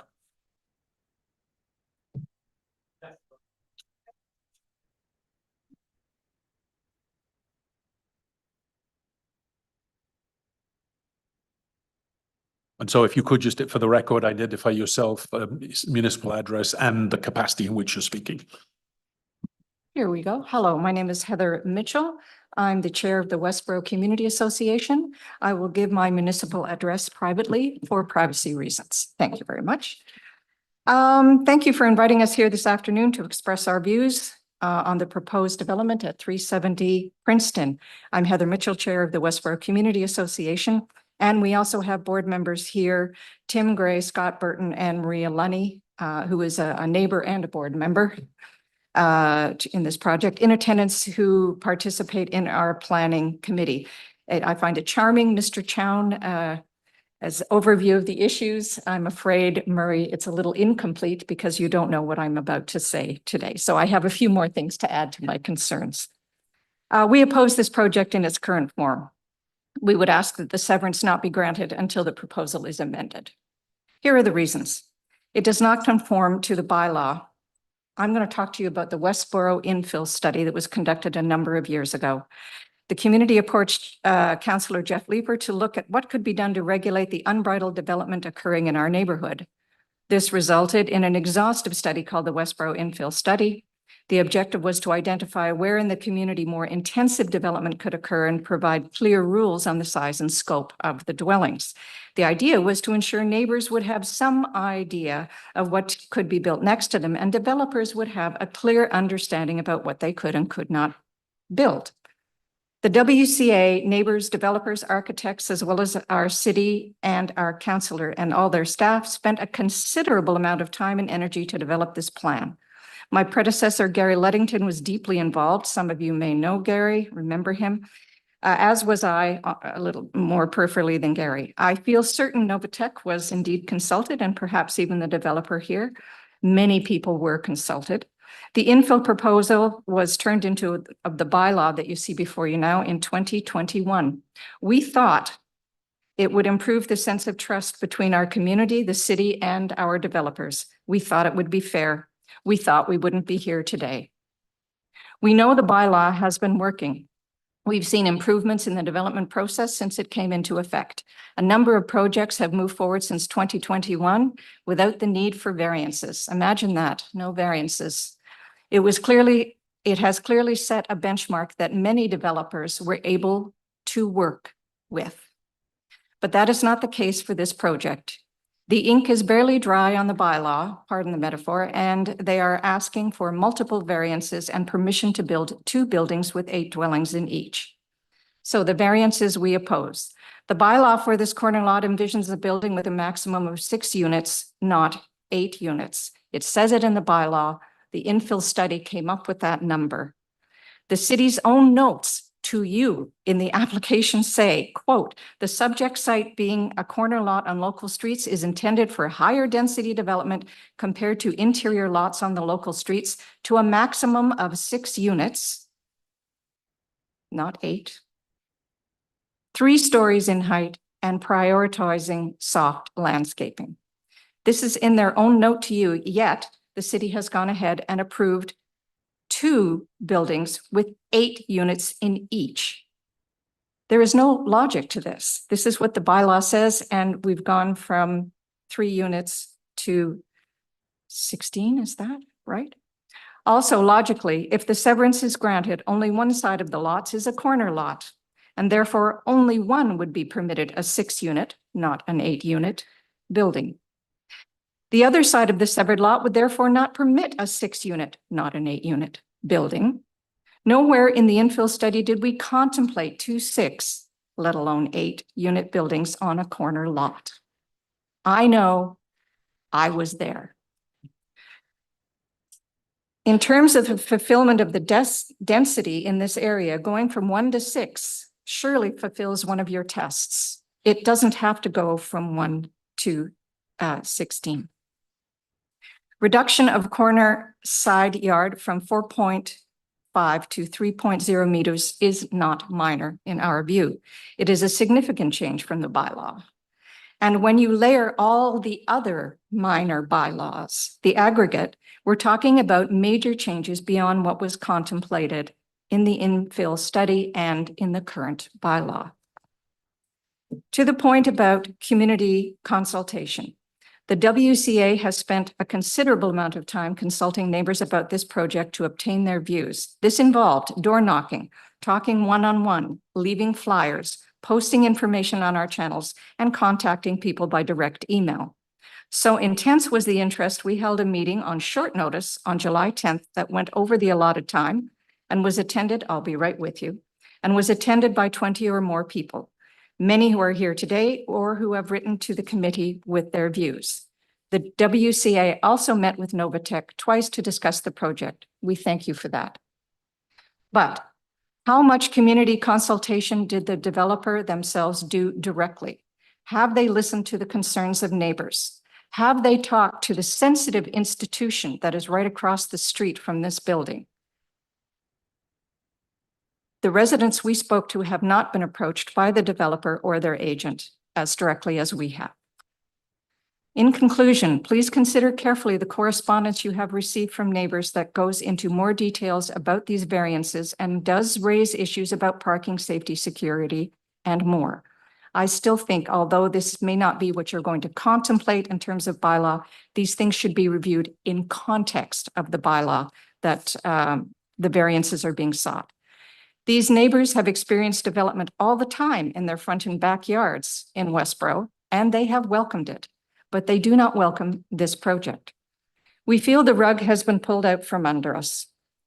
We agreed to a bylaw. Why isn't it ever enough for developers and the city? Why do other developers manage to conform to this bylaw and build effective projects that we welcome in our neighborhood? The WCA and the residents we spoke to accept intensification and welcome new people in the neighborhood. This is why we participated in the initial infill study. All the 4 tests would be met with, quote, a maximum of 6 units, 3 stories in height, and prioritizing soft landscaping, close quote. I would say including to hang on to as many of the existing trees as possible. Thank you for giving us that. And we would like to see at least a couple of 2-bedroom units. Build something like this, and we would not be here today. Thank you very much. Do my colleagues have any questions for the presentation? Not seeing any. Thank you.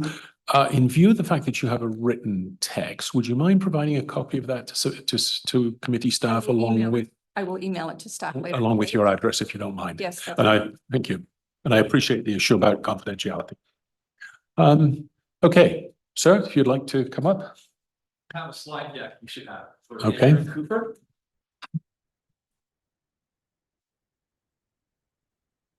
So if you could just name, and either if you're willing to put your address on the public record, if you prefer to provide it to city staff afterwards, that's fine. Mr. Chair, I have no problem. My name is Andrew Cooper. I live at 555 Melbourne Avenue. It is the red brick semi-detached that is immediately north of the property in question. I am in the immediately south. I'm the southernmost half of that. I don't border on that property, but I'm right there. Okay. And I was never talked to, I'll tell you now. I'm speaking on behalf of, oh, sorry, do we have my slide deck? Yep. There it is. Great, thank you. Next slide, please. So I'm speaking on behalf of 20 plus residents. We were at the meeting that was organized by the WCA. They asked, voluntold me, that to do this. I'm a physics teacher, so I'm very qualified, no. But I'll tell you, everybody I've talked to in our group, they're for intensification. We believe in it. Our street is an example of single homes being knocked down and doubles putting up or semi-detached. But we're not for intensification's sake. There were guidelines set out, and it seems it's the hot topic nationally. And this, to cram another building in, seems like a knee-jerk reaction. Next slide, please. A lot of this has been talked about, especially what Heather talked about in terms of only 6 units. That would be acceptable. It would fit, fantastic. It's a bigger lot, so it can take a bigger building. It can take the increased massing and the increased impact that increased massing has. The argument that it's close to schools, the way it's planned right now, they're all single bedroom apartments. So I don't know who's going to be going to school. Sticking to the plan, maintain setbacks, space for snow removal, and easy access. What doesn't fit? 2 larger buildings with increased massing and the associated impacts. The intent was not to cram additional massing on site. Right? It was to put a single 6-unit building on a site that could accommodate it to meet intensification goals, which are fantastic. Next slide, please. The official plan prohibits, I'll make reference to a letter by Michael Nolan that was received by the Committee of Adjustment, as well as a letter received from Jeremy Anglesey. Michael has a bit of property background in the federal government, and his words are fantastic. The word prohibit is in there. Constructing 2 long, narrow 8-unit buildings massed on a severed lot that was never meant to house that much does not fit in with the adjacent properties, not at all. And they're both going to front onto Melbourne Avenue. The planning intent was to have a single corner lot building front onto cross streets, Princeton, so as to minimize the impact on the character and nature of the inner blocks. It starts to be a bit of development creep. You're going to put an apartment building on Melbourne Avenue, not on Princeton, especially the southernmost lot. Next slide, please. Thank you. The proposal directly contravenes what is laid out in the plan. This plan and the resulting bylaws, again, as Heather said, lots of consultation, lots of time, lots of my tax dollars spent on it, and yet we're just choosing to ignore it. We're going to say, oh, it's a corner lot. Well, why not put 3 apartment buildings on it and make them 6 stories high? It sets a dangerous precedent. If every single corner lot on my block was granted 16 more units, that's an increase of 64 units. Don't tell me that's not going to affect safety for children who play on our street. It's not going to affect parking because people are going to have cars. I believe in the 15-minute city. I ride my bike to the superstore to get my groceries. But the reality is, in our neighborhood, people have cars. Next slide, please. The setback reduction along Princeton, this is huge. We want to make this a cycle-safe city. If we reduce it from 4.5 to 3 in that section, well, apparently they're trying to maintain a 4.5 all the way along that corridor. If you get rid of that, and the reason they need it is to make their lots conforming, one of the lots conforming, one non-conforming. If you do that, you can't put a sidewalk in there in the future. And there are tons. There are way more kids that use that street to go to school than Dovercourt Avenue that has a bike lane and sidewalks. I apologize for going over time, but I'm representing a lot of people. It's okay. Thank you, Mr. Chair. Once you do that, it's gone. It's gone and you can't get it back. Note, and my note there, the northernmost property only meets the formal frontage length conditions if the setback is granted. Without it, you got 2 non-conforming lots with increased massing, much bigger buildings. Loss of tree canopy volume. Yes, I understand that efforts have been made to maintain the tree canopy, and I understand that one of those trees is toast. Absolutely. But some aren't. And when you get, even if you replace those with new trees, it will take a while for the tree volume for mature canopy to regenerate. And it should be noted that all of the trees along the property line are going to be gone and they will not be replaced. That they need that to build because of the reduced setback. Next slide. Thank you. The cramped conditions resulting from putting oversized building on reduced minimum lot width and lot area will not maintain sufficient building setbacks, amenity space, and soft landscaping area. We're not talking for a duplex. We're not talking for a triplex. We're talking for 8 units, 2 buildings right next to each other, sitting on top of each other. I can hear the bylaw enforcement officers being called right now. Because of the increased intensity of use from increased massing, it's unignorable. The required setbacks should be strictly adhered to, and if anything, be greater. This is like a test case. This is a brand new bylaw. This is our little section of Westboro, and it's not very big, really speaks to that. We're trying this out, and yet the game started and we're moving the goalposts already. Similarly, the increased massing realistically requires more amenity and soft landscaping spaces. Next slide, please. The buildings noted in blue are smaller lot sizes, smaller frontages, and these are being used as comparatives. I'd say these are inappropriate comparatives. They're inappropriate because, next slide, the dimensions required for a 6-unit building, let alone an 8-unit building, right? Should be greater, should at least be at the standard. But what you see, I've circled it in red. I went and took pictures of those. Those are the things that you're comparing to an apartment block, and 2 of them, it doesn't make sense. To apply these same exceptions to a larger structure will not meet the needs for drainage, soft landscaping, and outdoor amenity space. Next slide, please. Oh, and something else. Variance upon variance upon variance have a cumulative effect. They are all interconnected in terms of the overall design increase, which in turn increases the associated impact. You can't ignore it. Test number 4, is it minor? Oh, sorry, did we?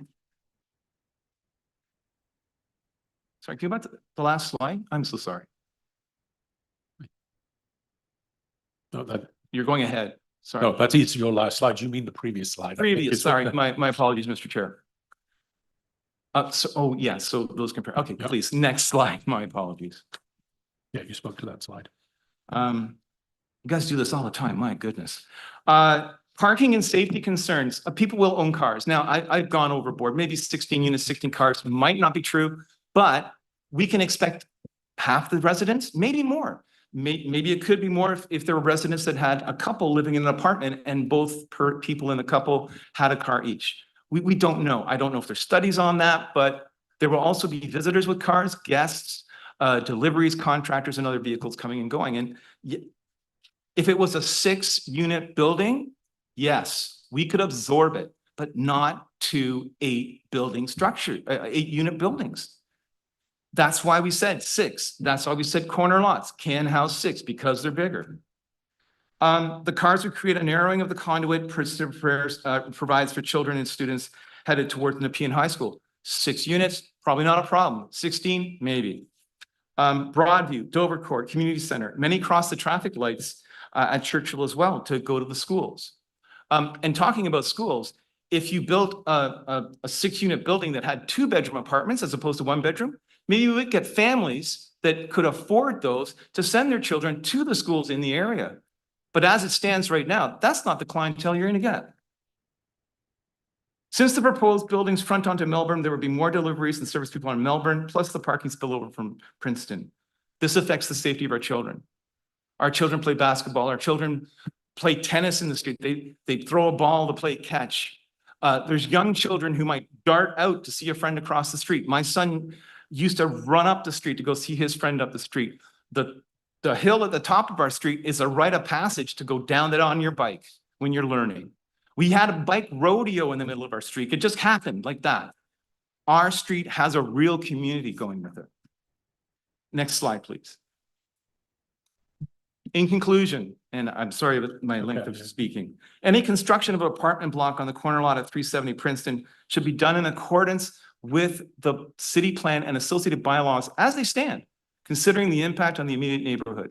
This outcome should be a positive one, since it's the same one that was a result of a lengthy and in-depth study and consultation done regarding infill intensification for a single 6-unit building on a corner lot. Because of the unique and relatively new nature of such infill and the irreversible impact of the decision being made, every effort should be made to adhere to the city plan and the zoning bylaws and ensuring that the correct decision and procedures are made and followed. I thank you, Chair, for your time. No, thank you very much. Panel members, do we have any questions?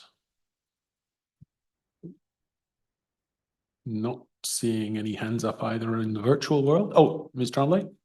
So I guess I'm just trying to understand a little bit better the process that the community association underwent in 2021. So can you just tell me what how did you get into undertaking a study for intensification in the area? I'm just trying to understand that.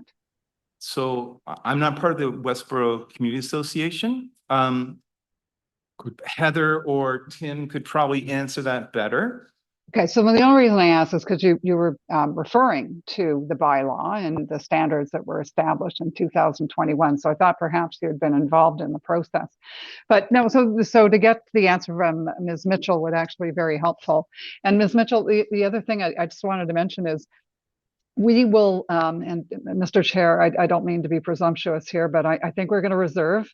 And it would be good to have your comments. If you wait to email them, then we may not have them in hand. So if there's any way you can part with the paper copy, that would be probably pretty helpful. Comment? No, I'm talking to Ms. Mitchell because we'd asked for her comments. But Ms. Mitchell, if you can tell me a little bit about what that bylaw process was in 2021. I think possibly city staff can look up. Jeff Leeper still is our counselor. We went to the counselor and said there was a Wild West in Westboro, all the development, it was eating into the neighborhoods and so on, and people just felt very uncertain. And this was quite a number of years ago, as you know. Now we're quite used to it, and we understand now we have gone from a suburban neighborhood into an urban neighborhood. And although many people are resisting those changes and are uncomfortable with them, most of us, like all these neighbors that are here today, actually have a pretty good understanding of what's going on and have accepted it. But quite a number of years ago, so Jeff tried to put his arms around it with the community, with the Westboro Community Association. And there was, oh my goodness, a lot of engagement. Neighbors were brought together. The city assigned a single planner. And I should have brought his name today, but I apologize. I don't have his name. Maybe somebody from the city can look that up for me. We had a planner assigned to us. We worked together, and my understanding is developers were consulted, real estate people, the community members. So we had quite a number of consultations and several iterations of what this zoning should look like. And an area was kind of carved out. It was a square that was created. Churchill to, I can't honestly, I'd have to have my notes in front of me, but there was a square that was chunked out. And again, it was common sense stuff. Corner lots can be developed more. And the idea was, of course, put your development on the perimeters and then try to reserve the interiors for gentler or quite a bit less development. And it went on for a couple of years, and then it was approved through different levels, and then it was made into a bylaw. Okay, so I guess that's where I was going to with this. At the end of the day, there was sort of a comprehensive bylaw that was created to implement. I take it what was agreed to, is Yes, that right? And taken to council, planning that's committee my and council and understanding. approved? Yeah, Okay, and it went all through right. all three levels of approval. And now Okay. it's just a bylaw. I mean, I don't think it's called anything special. It's my All right, that's understanding too.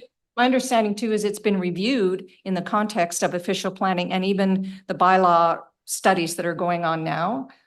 Some councillors have looked at the infill study that was done for Westboro and using it as a bit of a point of reference. All right, thank you very much. That's really, I just wanted to understand just how much process there was and how it came about. So that's good to know. Thank you. And I would just confirm that. I was just going to fill in just a couple of gaps. Okay. It'll only take me a right. second. What Ms. Mitchell has reported is 100% accurate. What I just wanted to share in addition to that, what's started that ball rolling was there was a series of applications that actually came before this committee to sever interior lots and build triplexes on both halves of those interior lots. There was a concern from the community that that pattern of development was going to march down the road. And whereupon Councillor Leeper and he and I had discussions about this even before he came to council. Councillor Leeper brought the motion to council to put a interim control bylaw in place in Westboro while staff did that study. And the other piece of that is the staff member, the lead planner, his name was Robert Sandercott. Thank you. Okay. Thanks, Murray. And but the sort of the kind of how we got here is not irrelevant. It is interesting. But as we sit today, you do acknowledge, on behalf of the applicant, that your proposal does not comply with the bylaw as adopted in 2021. We wouldn't be here otherwise. Okay, fair enough. No, but I mean, just Ms. Tremblay. Just then one more question, follow on from Mr. Chown actually on this. Then your client, did they own the property in 2021? Were they involved at all in the discussions and consultations? I don't know the answer to that question. 2021, he may. We do. Mr. Chair. I know. The community does. So Dorothy and Roy used to live there and walk their dog down our street, and we all knew them. They sold when they kind of had to move. And Maria, do you have those? Maria had the dates. She had told them to me, but it's gone through several transfers back and forth between, I believe it was Falsetto and one of their other companies. Okay, so it would appear that at the time the bylaw was done, it was owned by different people. Right. Okay, that's what I was. It may not have been the client. So that's all I'm trying to ascertain here is whether or not the person making application today, the client, was in place in 2021. It doesn't sound like that was the case. So that's okay. That's the answer to my question. Thank you. Okay. Any more questions? Any more questions for these speakers? Because I'm sure there are more speakers to come. No? Okay. Now, did you want to clarify something then? Once we've got clarification on that, Ms. Tremblay, we'll get that to you. Okay. I know that one of our group, call them the Melbourne 25, we'll have that. Thank you so much for those questions. Okay. Thank you very much. Anybody else who wishes to come forward and speak? Sorry. Oh, wait a minute, sorry, you.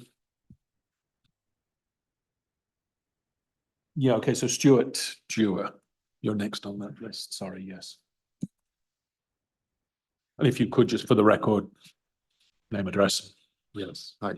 So thank you very much for the opportunity to speak in front of the committee. Appreciate that very much. And myself and my wife Susan, who's with me today, we live at 554 Melbourne Avenue, which is directly across the street from the plan proposal. And I'd like to raise a couple of points from my own perception of how this is going to impact us, and probably some of the other neighbors as well. But I'm speaking from my personal beliefs about this. And I think we're probably one of the ones most affected by this. We are longtime owners of 554 Melbourne, immediately across from the proposed development, as I said. And the first point I'd like to raise is relative to privacy. Like, to me, it doesn't seem right or even credible that I could be living in a neighborhood that's a residential, family-centric neighborhood. And now I'm going to be opening my door and walk into my driveway and front yard. And across the street, I'm going to be staring at multiple entrances and balconies, like, 2 on the first level, like 2 on the second floor, you're staring right there. And and there will be some tree cover, but it's not going to be, it's going to be minimal. I think there's not that much room to have big trees there. And to me, this is just a definite infringement of my sense to my right to a sense of privacy when I'm in the front yard and my wife is working on the flower beds. Like, it's crazy for a residential, family-oriented neighborhood. Second point I'd like to raise is the increase in noise level. As we all know, trees absorb and muffle noise. Walls do not, right? So the proposal as planned, there's going to be less trees and more walls. Therefore, every time a truck goes by, every time a garbage truck, whatever vehicle, someone talking on the street, we're going to get the noise directly, and then we're going to get it bouncing off the walls of the development, right? And I can testify that we have already experienced the impact of such increased noise level from the combination of the infill development that's right across the street from us on the Princeton side, because we're on the corner, and the infill development that went in directly beside us on the Princeton side, that now people are on the street on Princeton, and because it's bouncing off the walls, it sounds like they're in our backyard or sidewall or on our back balcony almost, right? The noise reflects and carries, right? Because it's not being absorbed. So in this case, when vehicles and people speaking on Princeton, they sound like they're in the backyard, and we're going to get the same thing, coming from Melbourne with this new development. So in summary, I believe the plan as proposed will objectively have a negative impact on our enjoyment of our property. I urge that the plan be reconsidered to be more appropriate to the neighborhood, and that there will be more tree cover and consideration of the neighborhood in the end of the day. Thank you very much for the opportunity to speak. Thank you. Colleagues, any questions? Ms. Tremblay? Oh, and by the way, Mr. Stewart. We were not consulted in any way. Despite living across the street, no one came by to say anything to us or ask us anything. So, Mr. Stewart, I heard you in terms of your issues with regards to privacy. Last name is Dewar. Stuart Dewar. Your last name is Stewart? Is Dewar. Dewar, sorry, my apologies. So, we've heard from other residents earlier that the bylaw had anticipated a building with 6 units in it. I guess, would you agree then with them that if the proposal had stuck with the 6 units, that would be acceptable? Or absolutely, because it would be in conformance with the existing laws, so there would be no right to object, right? And it would probably end up better because there'd be more space everywhere. You'd still have issues with some of the privacy issues and noise issues that you raised, though? Yes, but it's a matter of degree, right? Okay, all right. That's my question. Thank you. Okay, Thank you very I much. was going to raise the same issue as well, so thank you Okay. very much. Panel, no? Thank you very much, then, Mr. Jura. Yeah, I guess I'm being reminded that if this development were to be in accordance with the bylaws, it would face Princeton, right, and not face us at all, right? They would, so in that way, it would actually be significantly better if it would conform to the bylaws. Thank you. Well, you could be looking at a blank wall that would reflect the noise. I mean, who knows how it would be designed? Fair enough. Anybody else then in the room who wishes to speak? Sorry? Could I just, before you do, please, I kind of got the impression that you're with the community association and might perhaps be sort of summing up the position of it. If that is the case, and there's nothing, absolutely nothing wrong with that, but if that is the case, I might be inclined to just check whether there's anybody online. You know, if you want to kind of be the summer upper, is there anybody online who wishes to comment first? Mr. Chair, I'm told there's 2 participants online, but I'm not aware of whether they want to speak. Perhaps they could use the raise hand function to indicate if they'd like to speak.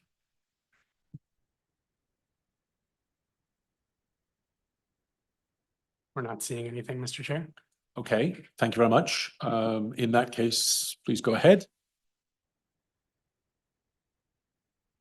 My name is Tim Gray, TIMGRAY, 190 West Village Private, and I am with the Westboro Community Association.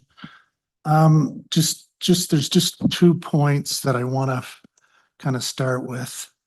And this is the document that the city prepared as part of that infill study. This is kind of the last document that was, you know, kind of delivered to the community in a format that you know, lay people are best, easiest to understand.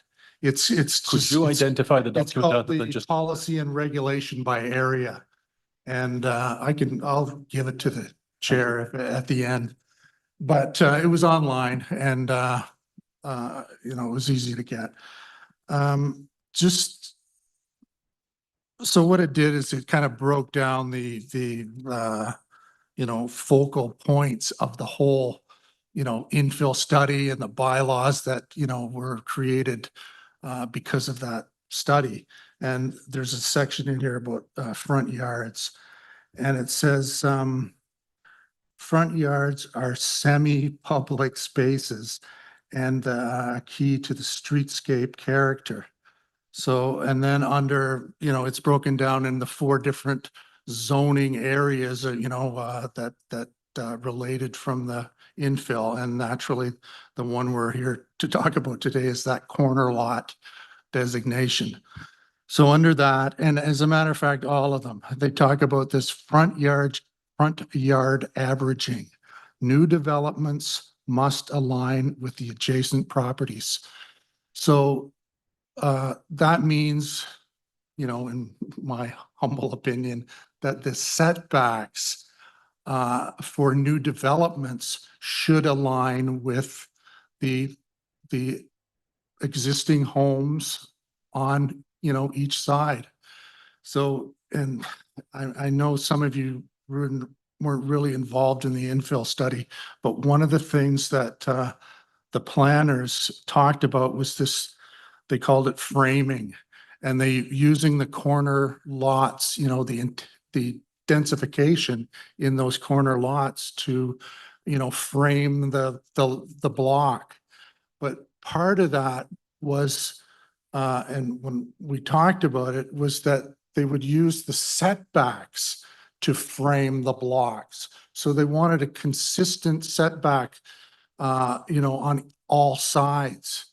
And when you think about it in terms of a picture, you know, you don't go to the art gallery and see where the artist has kind of started to draw out onto the frame. The frame is the what holds the picture within it. So what they want here is to start to draw on that frame. Okay, and that is in the bylaw study and what the community was telling the planners is that, you know, it related to walkability. It related to, you know, tree canopy and so on and so forth. So, and clearly the city thinks that, you know, there is a relationship between the city right-of-way green space and the front yard setback. They're kind of joined at the hip. So, and when you talk about reducing that from 4.5 to 3 meters, Novatech hasn't proven at all. They don't, there's nowhere in their maps that they show one property, you know, on either block that has a 3 meter setback. So to go to that length, that, you know, that isn't minor. If they were to say we needed 4.2, maybe that's minor, but going from 4.5 to 3, that's not minor. So, and then kind of the last point was talking about density, and that's another one of their focal, you know, topics that the city focus on quality, form, and design, and the number of units won't matter. It won't matter as much, you know, it won't matter as much. So the design of the building, if it's done properly, could accommodate, you know, could accommodate 2 more units maybe. We don't know, but it's imperative that the design of the building be good enough to, you know, to allow for that increased intensity. Those 2 extra, or, you know, going from 6 to 8, they need to prove that. And I don't think they have here.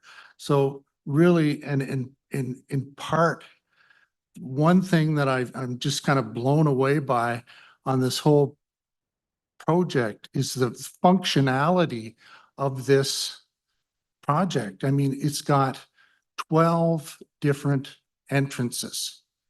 So you've got 16 units and you've got 12 different entrances.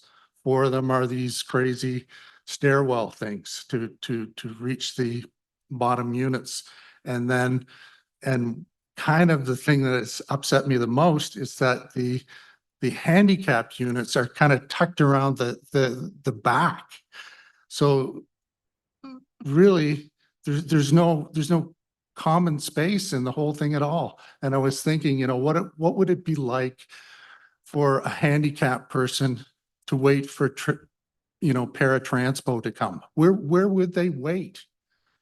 They would have to come out of their unit and kind of hope that they got there on time. There's no foyer, there's no entranceway where they could sit and you know, 5, 10, 15 minutes to wait for them to come. It is the functionality of the whole project. It's just not great. So I just gotta talk about the, sorry.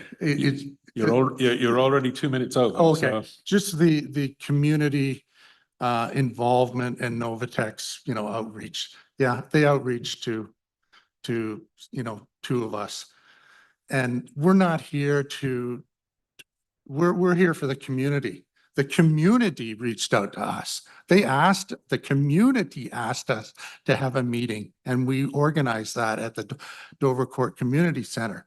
Novatech never asked us to have a meeting with the community. We would have done that. But we're not here to run, you know, work for Novatech. We're here to work for the community. So that's what we did. Novatech hasn't knocked on any doors. They haven't contacted any of the neighbors. I know that it's not, you know, a lot of fun, but that's the way it is. So thank you. Okay, thank you very much.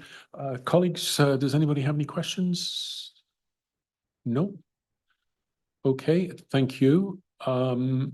Again, I will do, even though that was a kind of a summation, I will do one last call just to make sure that there isn't anyone who wants to say something that hasn't already been said, ideally, but please come forward.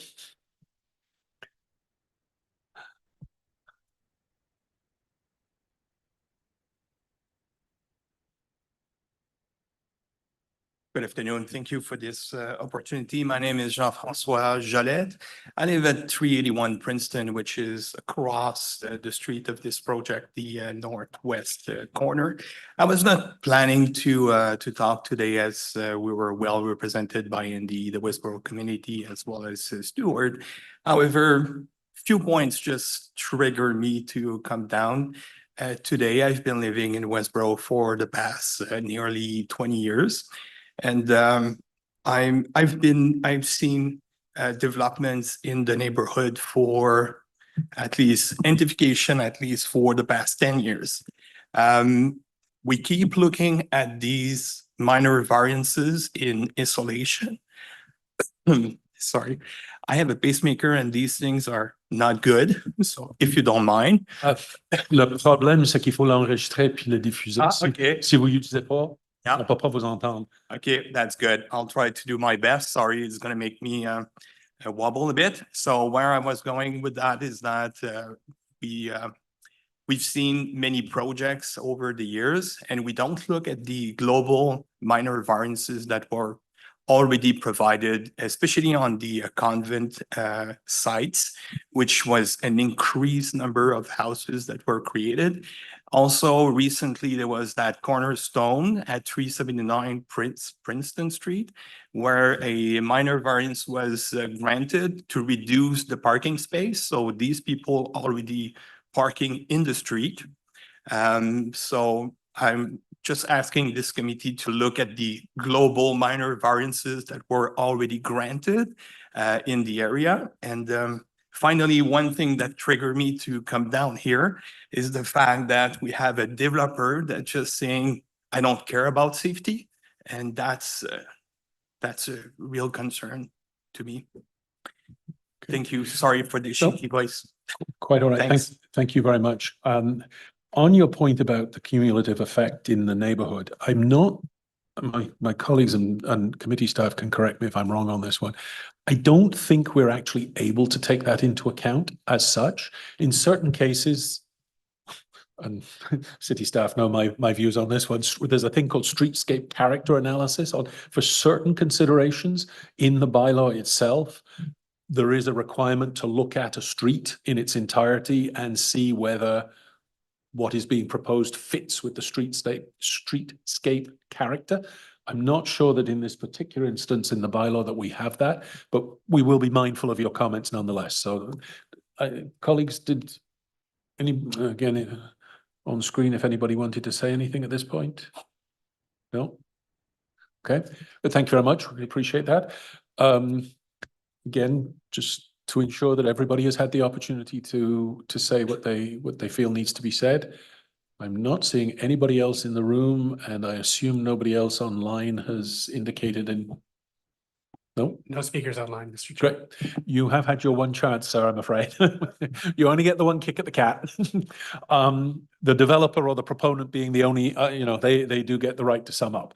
So you've heard what you've heard. You've heard the questions we've had. So if you'd like to take a few minutes just to sort of provide any responses that you would like. As Ms. Tremblay signaled earlier, I do think we will be taking this one under advisement. But so thank you. So one of the things I wanted to kind of reiterate with this application is that we have made extensive efforts to keep all the street trees. I know there was concerns raised by residents about the amount of trees being kept on the site, and the privacy concerns and noise. So to that end, there's going to be trees along in the city right away on street trees that will be retained. We are also retaining, I think it's 2 of the trees between the neighboring property to the south. So the building has really been designed as best we could to maintain those trees. And we think that we've done a good job in terms of designing it that way. You know, there's been a lot of conversation as well about parking. What this development achieves by not providing parking is a lot more soft landscaping. So not only in the front yard and the corner side yards, even in the rear yards, we're providing front yard, corner side yard, and rear yard soft landscaping that exceeds the bylaw requirements.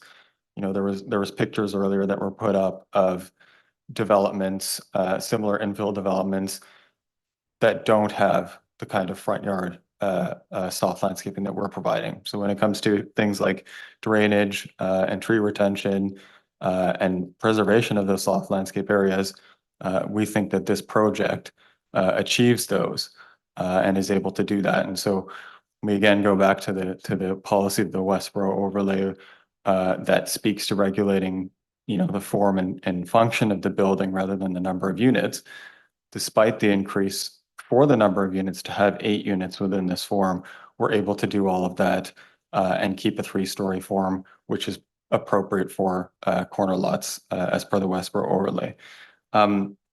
In terms of the setbacks and you know, the lot widths and lot areas, as I said, they do support creating functional units. The corner lot is larger than the interior lot. This is simply how we sever lots on corner lots to create a corner lot that's a little bit bigger and to create a corner side yard setback that's a little bit more appropriate. Meeting the intent, in terms of meeting the intent of those interior side yard setbacks, that intent in the Westboro overlay is to provide access to the rear yards. We do have functional access to those rear yards. We do have adequate separation for light and air to pass through between the buildings. And we do think we provide a contextual both corner side yard and interior side yard setback with what's been provided in the neighborhood. So there's a lot to unpack there, but I think, you know, taking all of these variances together, we do think that this meets the tests for under 45(1) of the Planning Act. And we do think that it meets the consent criteria as well. And so just to sum, we do think that this is good land use planning. Thanks. Thank you very much. Colleagues, I assume we are reserving on this one. Yes, I'm hearing and seeing vigorous head nodding. So that concludes our hearing for our meeting this afternoon. Thank you very much. Thank you. You will be receiving a copy obviously of the decision within 10 days, as will everybody who has signed up to receive a copy. Thank you very much. And we stand adjourned.